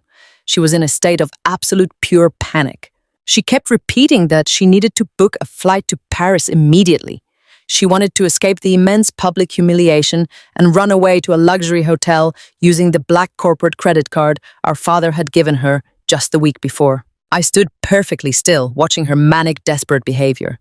I knew exactly what Jonathan and my massive financial team had been doing while we walked into this room. Vanguard Acquisitions had completely assumed control of all the underlying corporate debt and immediately frozen all subordinate accounts. I watched Savannah frantically punch her credit card details into the travel application on her phone. She hit the confirm purchase button. A loud, harsh error chime echoed from her phone speaker. She gasped, her eyes widening in sheer panic. She frantically typed the numbers in again, hitting the button even harder. Another loud error chime rang out. Her bright digital screen flashed red with a massive notification reading, "Transaction declined, account completely frozen." She dropped the phone onto the carpet, staring at the glowing screen in absolute disbelief. She looked up at me, her voice trembling, asking me what I had done. I looked at my sister, the woman who had mocked my poverty and eagerly anticipated my total destruction. I told her in a perfectly calm, flat voice that I had simply turned off the endless supply of stolen money. I explained that the corporate accounts were completely frozen. The luxury cars were being actively repossessed by my bank, and the family estate was currently under strict foreclosure. I told her she had exactly $0 to her name and no place to live. Savannah let out a piercing, high-pitched scream and physically collapsed onto the floor, weeping uncontrollably next to the shattered crystal glass. I looked down at the two women who had made my life a living hell, sobbing on the floor of a building I now completely owned. I turned my back on them, taking Marcus by the arm, and walked out of the boardroom, leaving them drowning in the exact same misery they had so happily planned for me.